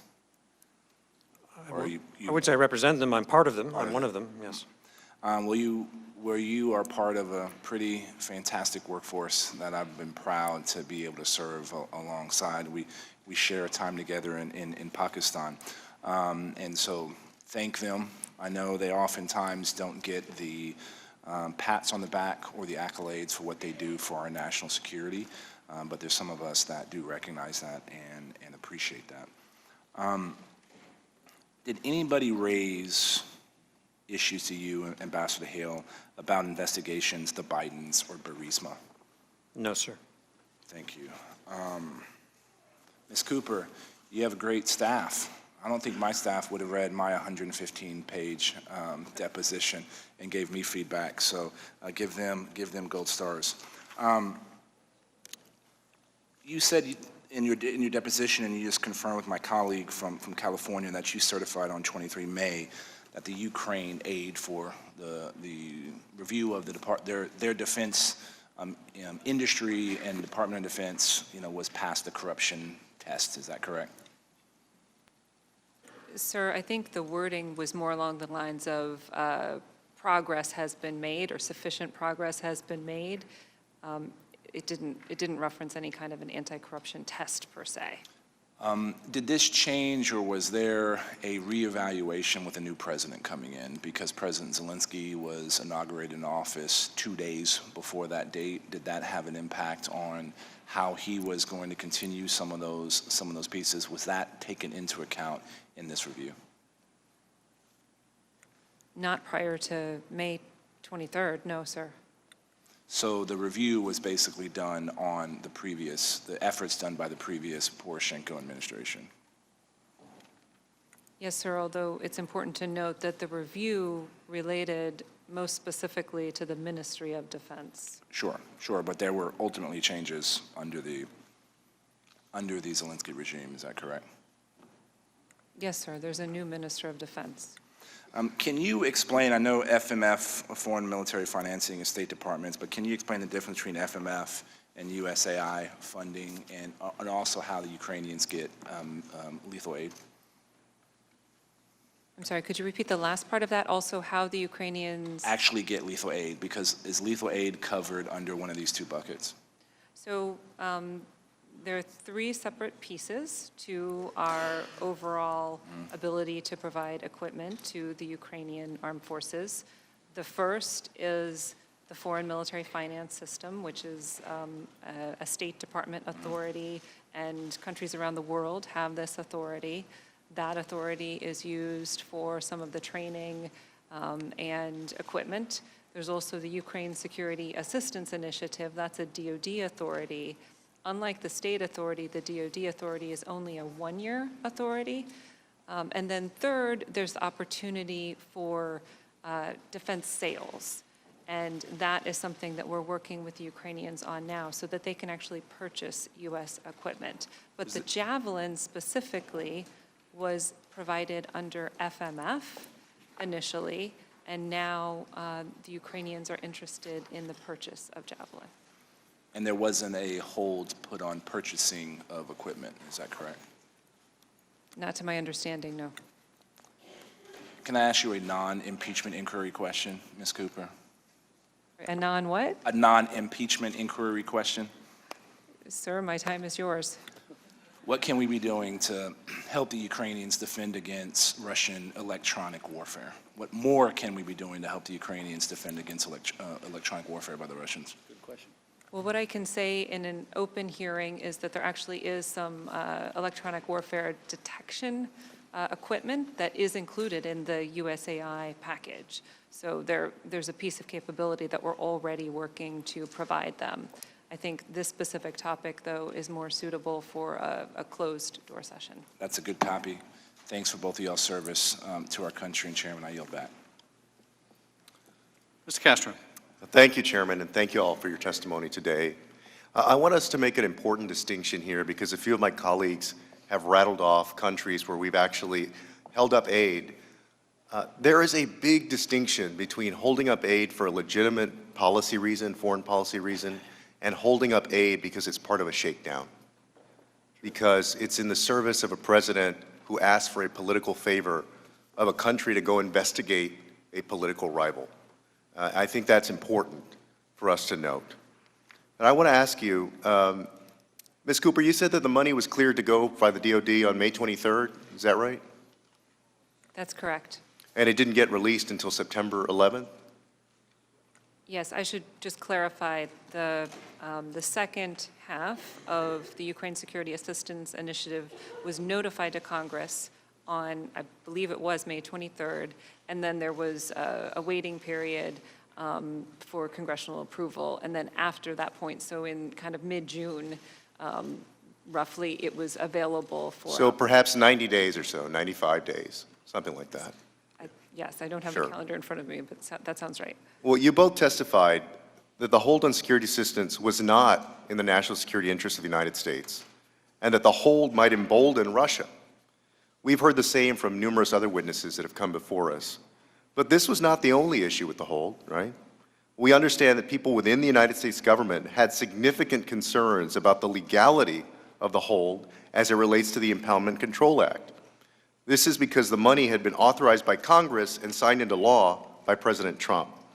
Ms. Cooper, at the July meetings, were there any discussions about whether the hold could be implemented in a legal fashion?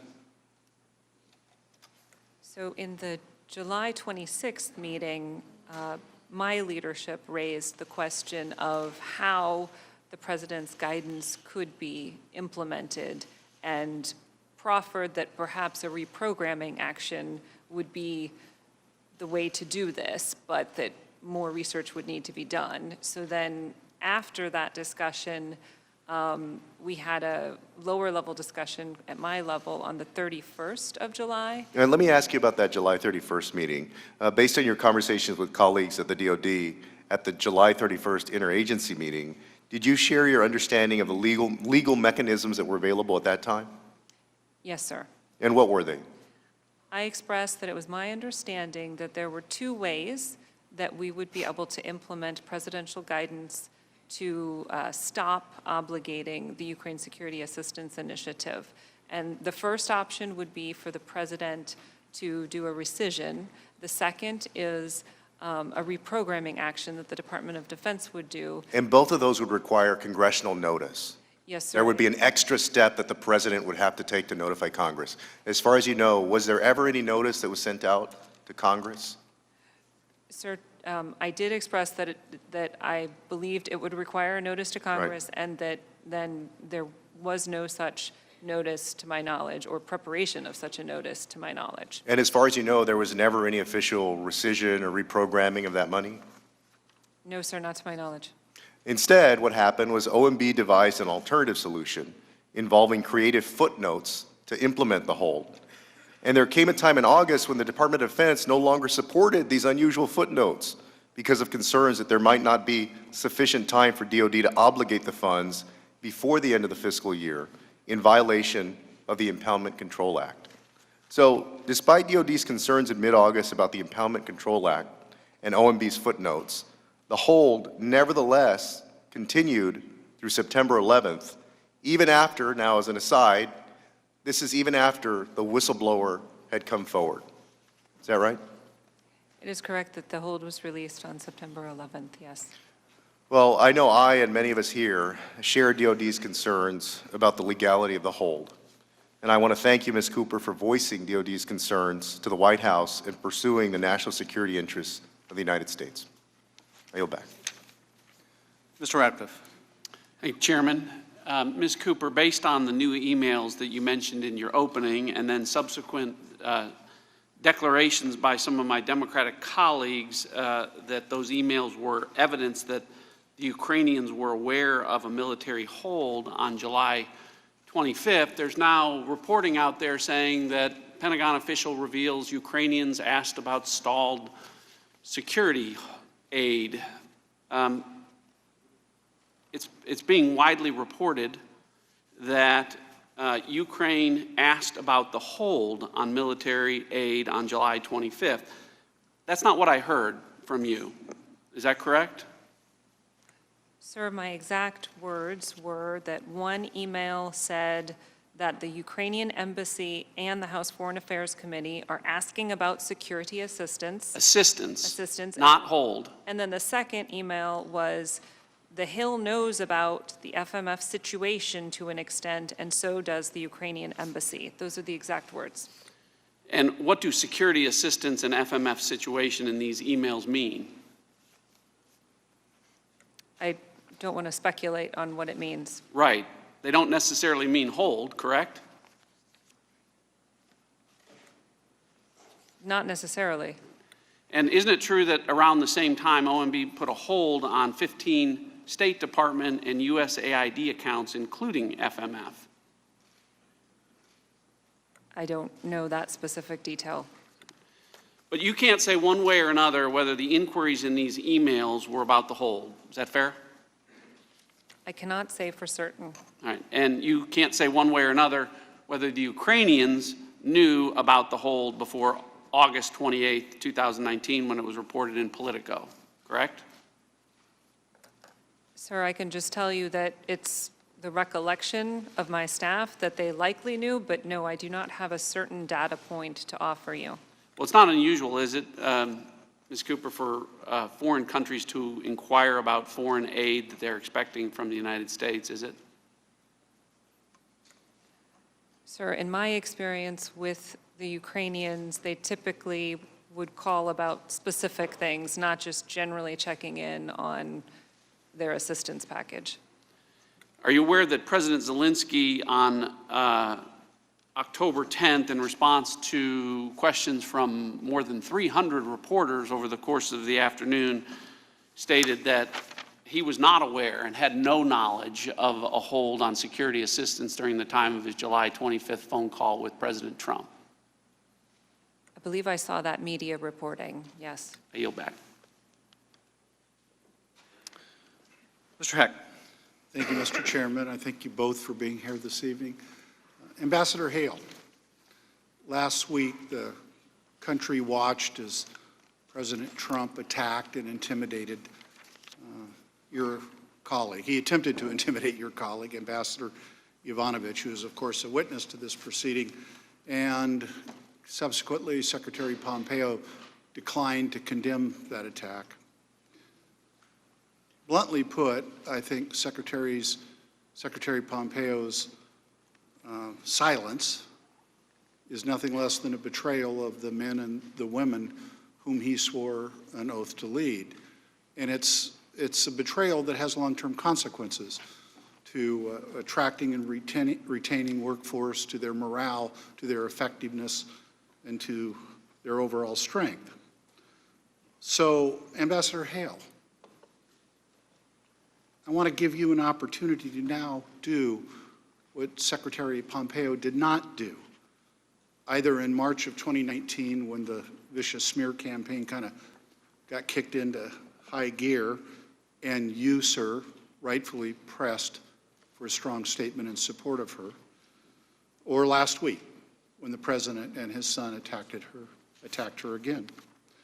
I'm offering you the opportunity to reaffirm to this committee and the millions of Americans, hopefully, who are watching, that Marie Yovanovitch is a dedicated and courageous patriot, and that she served with grace and dignity even in the face of that orchestrated and unsubstantiated smear attack against her.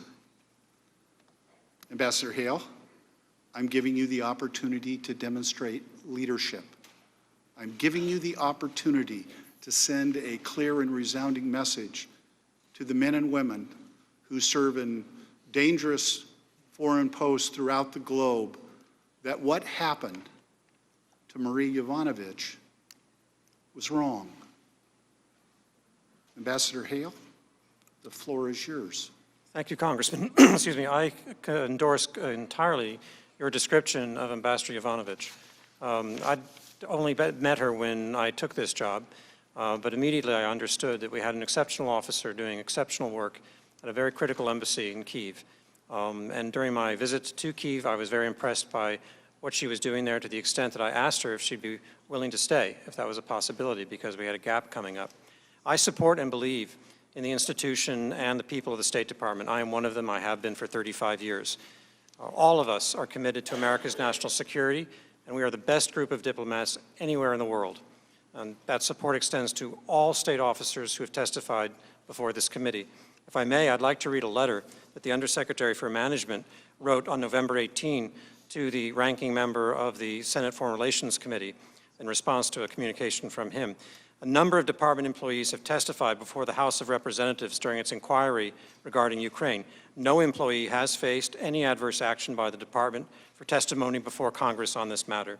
The department will not discipline any department employee for appearing before Congress in response to a subpoena.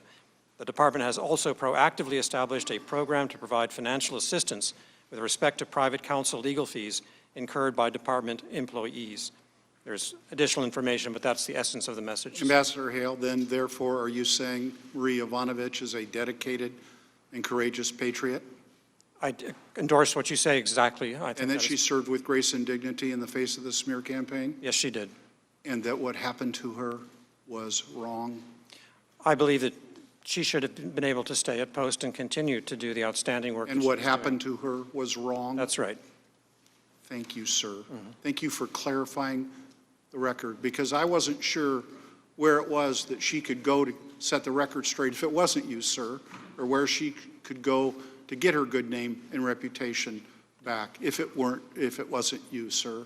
Indeed, I want to encourage you in the strongest terms possible. Stand your ground.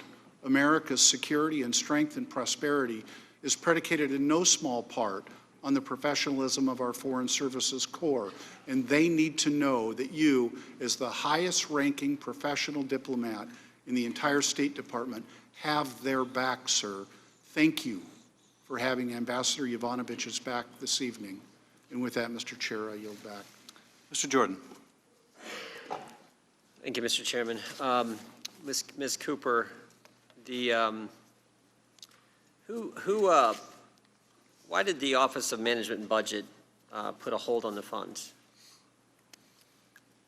Sir, the only information that I received was from the Office of Management and Budget that they were operating at the direction of the President, and they reported that he had concerns about corruption. That is all that I knew. Right, you put that in your testimony. The President had directed the Office of Management and Budget to hold the funds because of his concerns about corruption in Ukraine. Very legitimate reason. You agree? That is the statement that the President reportedly made, as reported to me by the Office of Management and Budget. And then you said in your testimony that based on recommendations from me and other key DoD advisors, the Department of Defense, in coordination with the Department of State, certified in May of 2019 that Ukraine had taken the steps necessary, and you certified the release of the dollars. Is that accurate? That is correct, sir. But there was a small change in Ukraine in the spring of 2019, wasn't there? Yes, sir. Yeah, and can you elaborate on what that change was? The government of, President Szalinski was elected to government. Yeah, you got a brand new guy coming in. In fact, he had just been, I believe, sworn in the day you approved the dollars. Was it May 23rd? I think he was sworn in on, I guess it was a couple days before. But there's sort of a change in circumstances that it seemed to me would warrant at least maybe a second look. And that's exactly what played out for a short time, less than 2 months, 55 days. Our government evaluated the new situation, pretty radical change. You got a new government. In fact, the previous one, we've heard all kinds of things from the Democrats about the Prosecutor General and the Poroshenko regime, Mr. Lutsenko, and how bad he was. So it took a while for that all to happen. New president's sworn in. 2 months later, the new Congress comes in. Takes them a while to, it's not until September 5th, that they get rid of this prosecutor. And just a few days later, the aid actually gets released. But the Democrats got all kinds of other things they want to talk about. But the way this played out seems to me as logical as you can do it, and particularly when you put it in the broader framework of where this president is on concern about foreign aid, his deep-rooted concern in the corruption issue in Ukraine, the experience he had with high-ranking Ukrainian officials criticizing him and supporting Secretary Clinton in the 2016 election. Put all that together, sort of, I think, shows why it played out the way it did. That I would yield back, Mr. Chairman. Mr. Welch. Thank you, Mr. Chairman. Undersecretary Hale, I want to go back to your support and affirmation of Ambassador Yovanovitch. What I understand, and by the way, thank you for that. You know, our military leaves no soldier on the battlefield, and I think those who are in leadership positions in the State Department and our intelligence community have that bond of loyalty to each other, and it's very reassuring that you represent that. You first, as I understand it, got information about her situation in March. By early March, Secretary Pompeo had mentioned that sometime in the fall he'd received a letter from a former member of Congress with complaints about the ambassador, correct? And that member of Congress was? Congressman Sessions. And did you see that there was any basis to the claims of disloyalty? No, I did not, nor did the Secretary of State. All right. And you visited Kyiv, and you discussed, in fact, extending Ambassador Yovanovitch's term until to remain at her post, right? It was a personal idea of mine, yes. Obviously, an indication that you valued her continued service there. And you also stated to the Ukrainian press that Ambassador Yovanovitch represents the President of the United States here in the Ukraine, and America stands behind her statements, obviously trying to give her some public support, correct? Correct. And yet, weeks later, the President and Mr. Giuliani unleashed what can only be characterized as an ugly smear campaign to oust her. What was your reaction to the news articles in late March in which a corrupt Ukrainian prosecutor attacked the ambassador? Well, we were concerned. We put out a statement that some of these allegations are an outright fabrication as they related to the do not prosecute list. Right. And we began to discuss what we could do to deal with this matter. Right. And then the problems continued for Ambassador Yovanovitch. And as I understand it, she emailed you on March 24th and indicated that, quote, the tempo of social media and other criticisms were such that she felt she could no longer function unless there was a strong statement of defense of her from the State Department. Is that correct? Correct. And this message, and Secretary Pompeo was aware of her situation. Is that correct? Yes, I briefed him the next day. And he's the ultimate authority who could issue that strong statement of support, correct? Correct. But he never, ever did issue a statement, right? We did not issue a statement at that time. But in fact, you testified around the same time that the Secretary did not render assistance to a long-serving and highly respected ambassador. He made 2 phone calls to Rudy Giuliani. Is that right? It's correct that I've seen a record that he made those phone calls. One on March 28 and again the next day on March 29. I saw the record of that, yes. Right. So we don't know what he said to Rudy Giuliani, but we have a pretty good idea what Rudy Giuliani said to him. Get rid of Yovanovitch. She was gone and the statement never came forward, right? Correct. And when she was recalled and wanted to find out what happened, Secretary Pompeo would not meet with her? Right? I was out of the country at the time. I can't comment on that. All right. And then Mr. Breckbuell, who was next in line, didn't meet with her? I don't know this. Well, then it came for you to give her the news. It went to the Deputy Secretary, I believe, held the meeting. I was on foreign travel at the time. Well, it'd be interesting if we could have Secretary Pompeo be here to tell us what his conversations were with Rudy Giuliani, the person who was fomenting the discontent about an ambassador who was fighting corruption. I want to thank you, and I want to thank Ms. Cooper for your service. Mr. Maloney. Hello, Ms. Cooper. Hello, Secretary Hale. Ms. Cooper, thank you for working late on a Wednesday. I think the last time we attempted to hear your testimony, the Republicans were good enough to bring pizza down to the skiff. But kidding aside, I know we detained you for about 5 hours that day, so on behalf of the committee, thank you for your forbearance. We do appreciate your patience with us. Quick question for you, and I think just one question for you, Secretary Hale. Ms. Cooper, was DOD able to put all the security assistance funds into contract before the end of the fiscal year? No, sir. And how much were they not able to obligate? What was left unobligated? I believe the figure was 35 million. We were able to actually obligate 88% total. And I think you mentioned that you were able, because of legislation the Congress passed, continuing resolution, to do that. Is that right? So the remainder, we are in the process of obligating right now the remainder. because of the provision in the continuing resolution. Right. So, but for literally an act of Congress, you couldn't have spent all the money. If we had not received the provision in the continuing resolution, we would have obligated 88%, but not the full amount.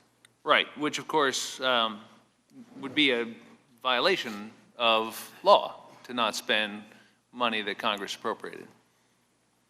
Sir, I am not a lawyer, but that is my understanding. Sure. Thank you. Secretary Hale, where were you born? Ann Arbor, Michigan. And is your family from Ireland? Am I right about that? No, sir. I'm sorry. Strike it. Another question. With respect to Secretary Yovanovitch, you served as ambassador to, I believe, 3 countries? Correct. Jordan, Lebanon, Pakistan, and Pakistan. Lebanon. And while you were ambassador to those 3 countries, did anyone ever ask you to issue a support praising personally the President of the United States? No.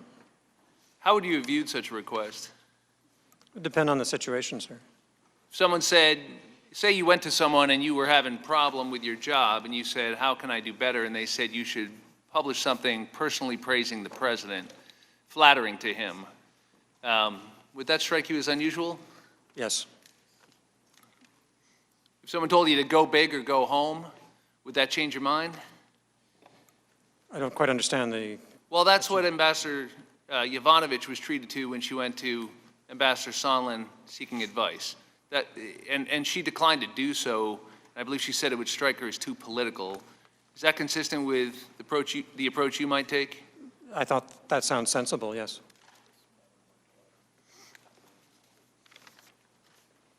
Thank you. Yield the remaining time back to the chairman. Thank you both for being here.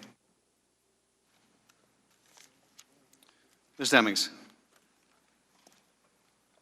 Ambassador Hale, Ms. Cooper, thank you both for being with us. Just a quick question before I get into some questions about Ambassador Zhanlin, who we heard from today. I want to ask both of you, if President Trump withheld critical military aid from Ukraine because high-ranking officials supported the president's political opponent, would you consider that an official, acceptable, appropriate action by the President of the United States? Ambassador Hale? It's not what I would advise.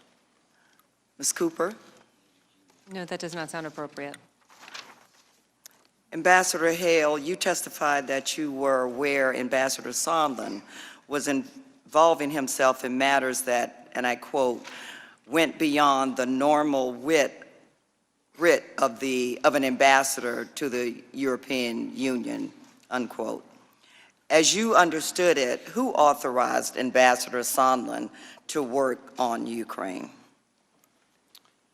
I have no firsthand knowledge of that. I received a readout from a meeting that the President of the United States had with the delegation on May 23rd, in which the briefing I received anyway indicated that the President wanted the members of that delegation, which included Ambassador Zhanlin, to carry forth the policies that were discussed in the course of that meeting. So that occurred in a meeting in the Oval Office on May 23rd is where you heard that information from the readout of that meeting? A written readout from that, yes. You testified that, and I quote, it was clear that the members of that inaugural delegation were empowered by the President. That's what you testified. You also said, and I quote, as a practical matter, it would be Ambassador Volker and Ambassador Zhanlin, presumably working with Taylor, who would be the ones really doing the continual effort here. Did you understand that Ambassador Zhanlin had direct access to the President? In few occasions in which I had conversations with Ambassador Zhanlin, he often would let it know that he was in direct contact with the president. That's all I knew. So you received that information directly from Ambassador Sondland, that he had direct contact with the president? In previous occasions, yes. That's not related to this particular matter. Is there anything about Ambassador Sondland's role that struck you as problematic? Based on what I knew at the time, I was satisfied that this delegation was what the president wanted to have, continue to pursue these policies. And I saw that Ambassador Volker, who was a professional, had been a Foreign Service officer and an ambassador of distinction, and steeped in Ukrainian affairs, was part of that group. So I had no great concerns. So what you knew at the time, you were okay with his role, but did your opinion change about the appropriateness of his role? As I testified, I was not aware of these various activities related to negotiations over investigations, preconditions related to that. I just wasn't aware of it, so I had no reason to be making any kind of judgment one way or the other. Have you reviewed the text messages between Ambassadors Sondland and Volker? I've seen some of them that were reported in the media. Were you surprised by anything in those messages that you heard reported or personally witnessed or observed? I was surprised by what I saw in those reports in the media. I want to ensure I understand your testimony, Ambassador Hale. You believed Ambassador Sondland was empowered by the president, according to what you found out from the May 23rd meeting, to work on Ukraine policy, and you said, quote, none of that really struck you as problematic because of the time differences there of what you knew. Is that correct? Based on what I knew, yes. Okay. You are the Undersecretary for Political Affairs. You testified that in that capacity, you are responsible for the management of the United States bilateral relations with the country in the world that we recognize for the management of our policies towards those countries, as well as our relationship or policies as they relate to multilateral organizations. Does that include U.S. policy and relations with Ukraine? It does, but when we have a special envoy who reports directly to the secretary related to a country or an issue, that special envoy will take the day-to-day responsibilities. How about U.S. policy and relations with the European Union? Yes, I am. But you were not aware fully of Ambassador Sondland's activities on behalf of President Trump? That's correct. Okay, thank you, Mr. Chair. I yield back.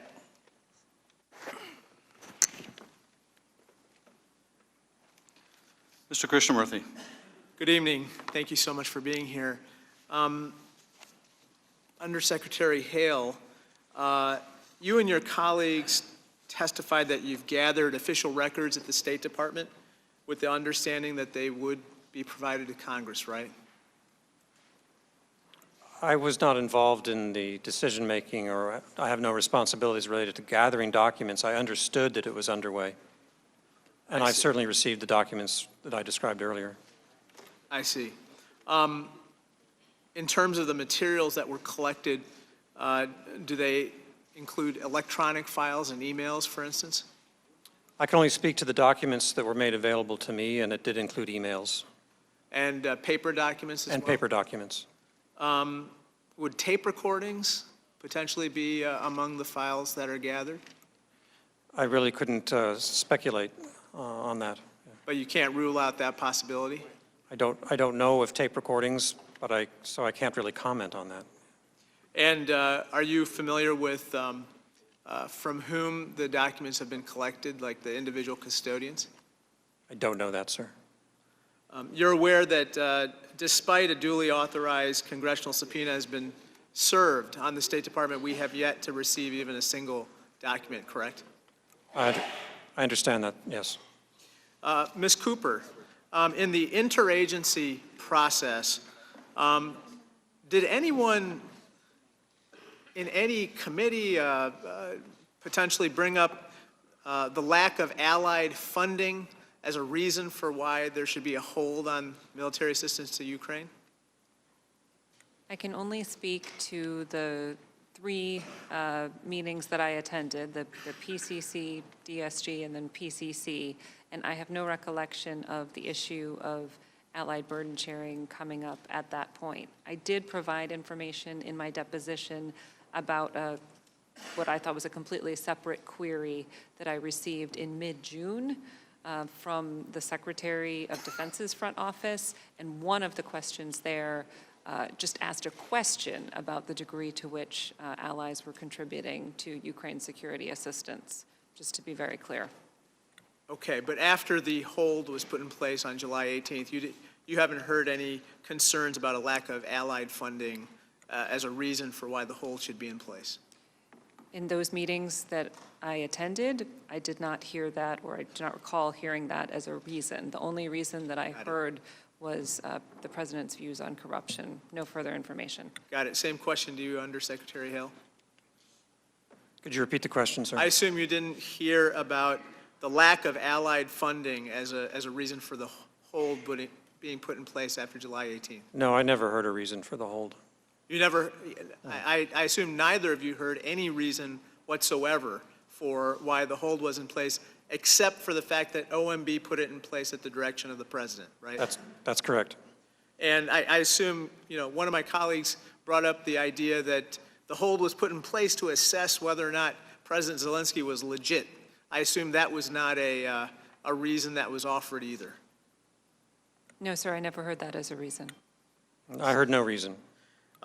Undersecretary Hale, what is the importance of a world leader having a meeting at the White House?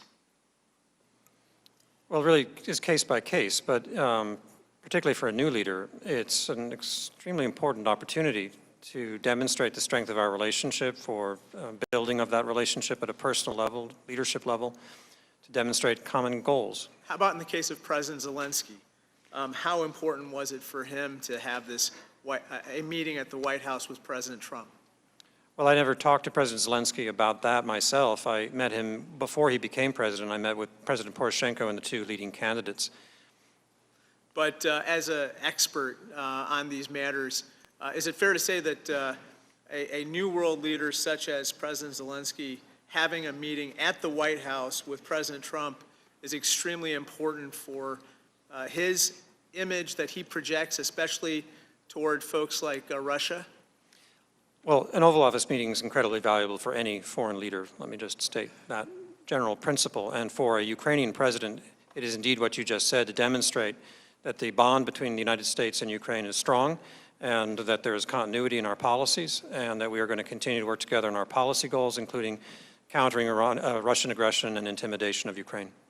Thank you so much. I yield back. That concludes the member questioning. Mr. Nunes, do you have any concluding remarks? Thank the gentleman. What have we learned from the Democrats' impeachment inquiry? They promised the country a fair hearing. What have they delivered? The impeachment version of three-card Monte, the notorious short con card trick where the mark, in this case President Trump and the American public, stands no chance of winning. Democrats promised the whistleblower's testimony. In fact, they told us that we need to speak with the whistleblower. And then we learned that the whistleblower coordinated with the Democratic staff before alerting the intelligence community's inspector general. To hide their con, the Democrats pound the table and gaslight the country, telling us that the whistleblower is entitled to an imaginary statutory right of anonymity. They accuse us of trying to out the whistleblower, knowing that they're the only ones who know who he is. They say that if the facts are against you, argue the law. If the law is against you, argue the facts. And if both are against you, pound the table and yell like hell. It seems at law school these days, it's teaching their students a fourth tactic. If the facts and the law are against you, simply rig the game and hope your audience is too stupid to catch your duplicity. This is not an impeachment inquiry, it's an impeachment inquisition. In the Middle Ages, the inquisitor was free to act on his own and bring suit against any person who was even vaguely the subject of the lowest rumor. And the accused was denied any right to confront their accusers. Incredibly, or maybe not so much, given the Democrats' track record, An Inquisition victim had more rights than the Democrats are giving the president. After all, Inquisition victims had the right to know their accuser's name. For those of you at home, it's time to change the channel, turn down the volume, or hide the kids, put them to bed. Now I yield to Mr. Schiff for Storytime Hour. I thank the gentleman, as always, for his remarks. I'll be brief this evening. It's been a long day, and I said most of what I wanted to say earlier in the day. But I did want to end this evening, and first of all, thank you both for your testimony and your long service to the country. We're grateful that you answered the lawful process of a congressional subpoena.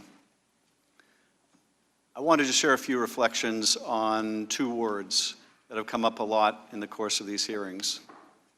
And those words are corruption and anti-corruption. We are supposed to believe, I imagine, listening to my colleagues, that Donald Trump is a great anti-corruption fighter, that his only concern about Ukraine was that it would fight corruption. But let's look at that argument. Let's look at the president's words and let's look at his deeds. Ambassador Yovanovitch was an anti-corruption champion. No one has contradicted that has come forward to testify here. She was a champion.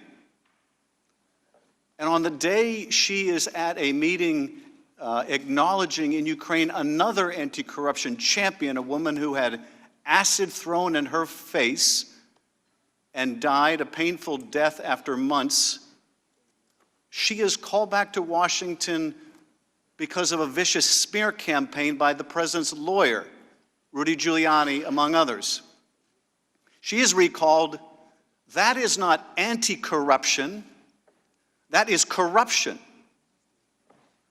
And one of the people responsible for this smear campaign, in addition to Mr. Giuliani, and it is a long and sordid list of those who were involved, is a man named Lutsenko, someone who the minority's own witness acknowledges has a poor reputation as self-serving and corrupt.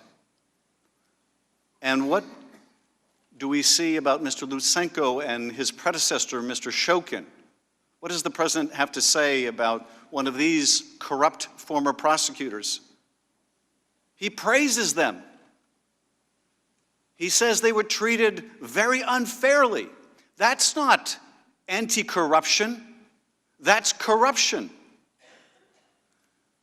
And when Ambassador Zhanlin testified today that there was unquestionably a quid pro quo, and everybody knew it, conditioning a White House meeting that Ukraine desperately wanted to show its friend and foe alike it had the support of the President of the United States, when that was conditioned, that official act was conditioned on the receipt of things of value to the President, political investigations, that was not anti-corruption, that was corruption. And when Ambassador Zhanlin testified today that he could put two and two together, and so can we, that there was also a quid pro quo on the military aid, that aid was not going to be released unless they did a public statement. Ukraine did a public statement of these political investigations the president wanted. That's not anti-corruption, that is corruption. And let's look at the president's words on that phone call, that infamous phone call on July 25th. Does he ask President Szalinski, how's that reform coming in the Rada? What are you doing to root out corruption? What about that new anti-corruption court? Of course not. Of course not. Are we really to believe that was his priority? No. What does he ask? I want you to do us a favor. Investigate this crazy 2016 server conspiracy, that the server's somewhere in Ukraine. And more ominously, investigate the Bidens. That's not anti-corruption. That is corruption. And the next day, when he's on the phone to Ambassador Zhanlin in that outdoor restaurant in Kiev, what does he want to know about? Does he want to know how Szalinski is going to fight corruption? Of course not. The only thing he brings up in that call is the investigation he wants into the Bidens. That's not anti-corruption. That is corruption. Every now and then, there's a conversation that really says all you need to know. And sometimes it doesn't seem all that significant. But I'll tell you, this one really struck me. And it was a conversation that Ambassador Volker related in his testimony. And it was a conversation just this past September when he's talking to Andrei Yermak, top advisor to President Szalinski, and he's advising him, as indeed he should. You know, you may not want to go through with an investigation or prosecution of former President Poroshenko. Engaging in political investigations is really not a good idea. And you know what Yermak says? Oh, you mean like you want us to do of the Bidens and the Clintons? Well, there's a word for that too, and it's not corruption or anti-corruption. It's called hypocrisy. And this is the problem here. We do have an anti-corruption policy around the world. And the great men and women in your department, Undersecretary Hale, and in your department, Ms. Cooper, they carry that message around the world, that the United States is devoted to the rule of law. But when they see a president of the United States who is not devoted to the rule of law, who is not devoted to anti-corruption, but instead demonstrates in word and deed corruption, they are forced to ask themselves, what does America stand for anymore? That concludes this evening's hearing. I will ask the witnesses to excuse themselves. Members should remain. We have a business matter to take up.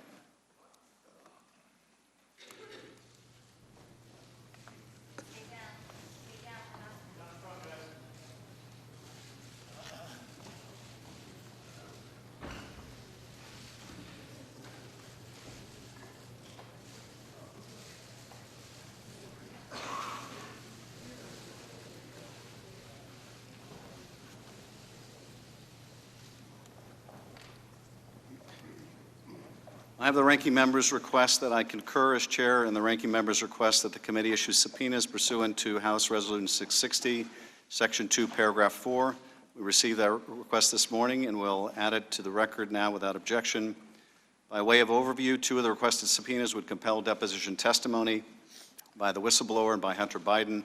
3 other subpoenas would compel certain parties to produce records, the whistleblower to produce documents and communications related to the whistleblower's complaint, Rosemont Seneca Bahai to produce records related to Hunter Biden's role on the Burisma board, and the Democratic National Committee to produce communications with Ukrainian officials and records relating to Alexandria Chalupa.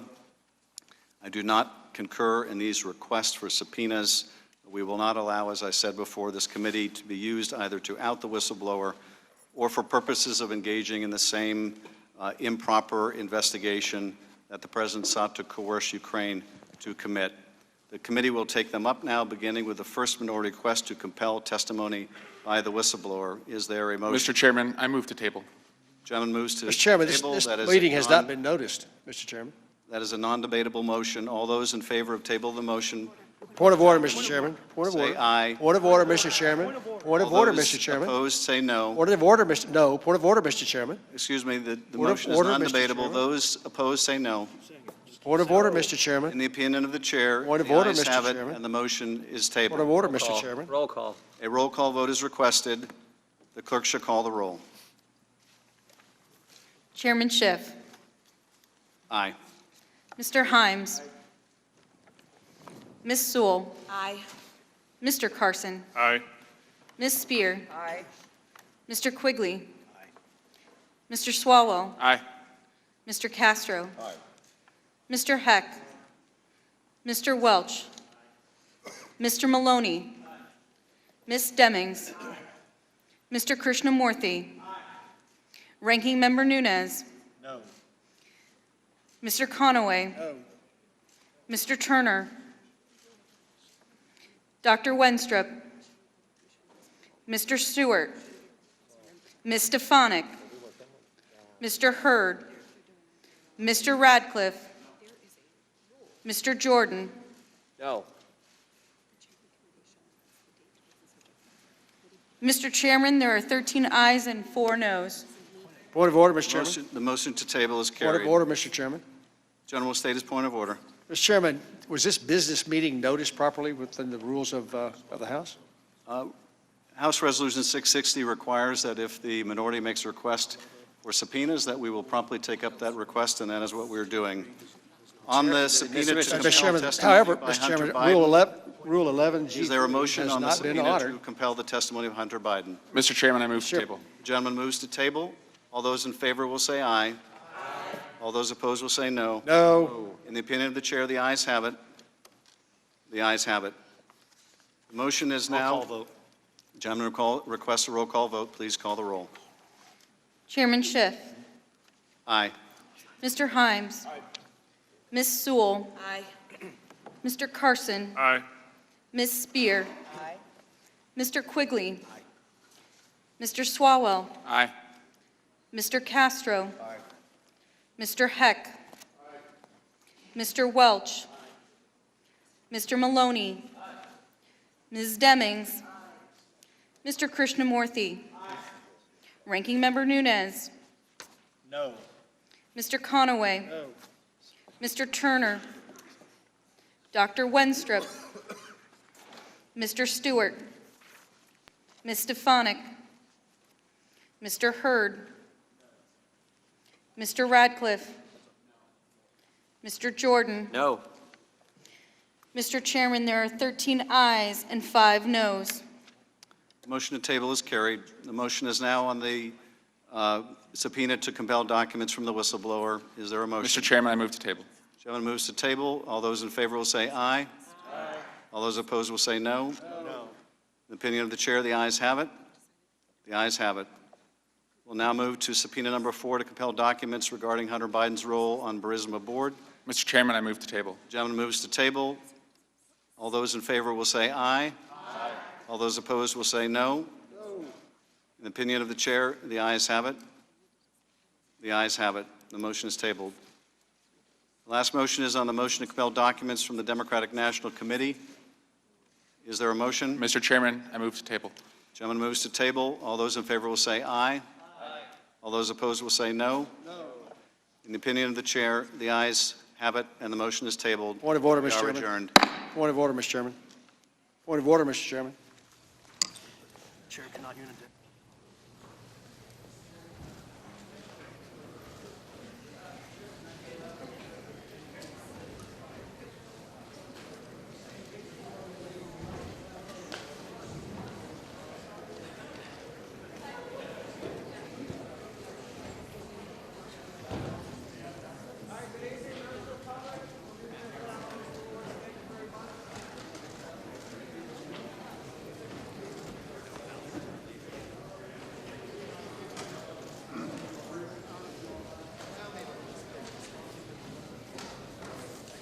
Republic and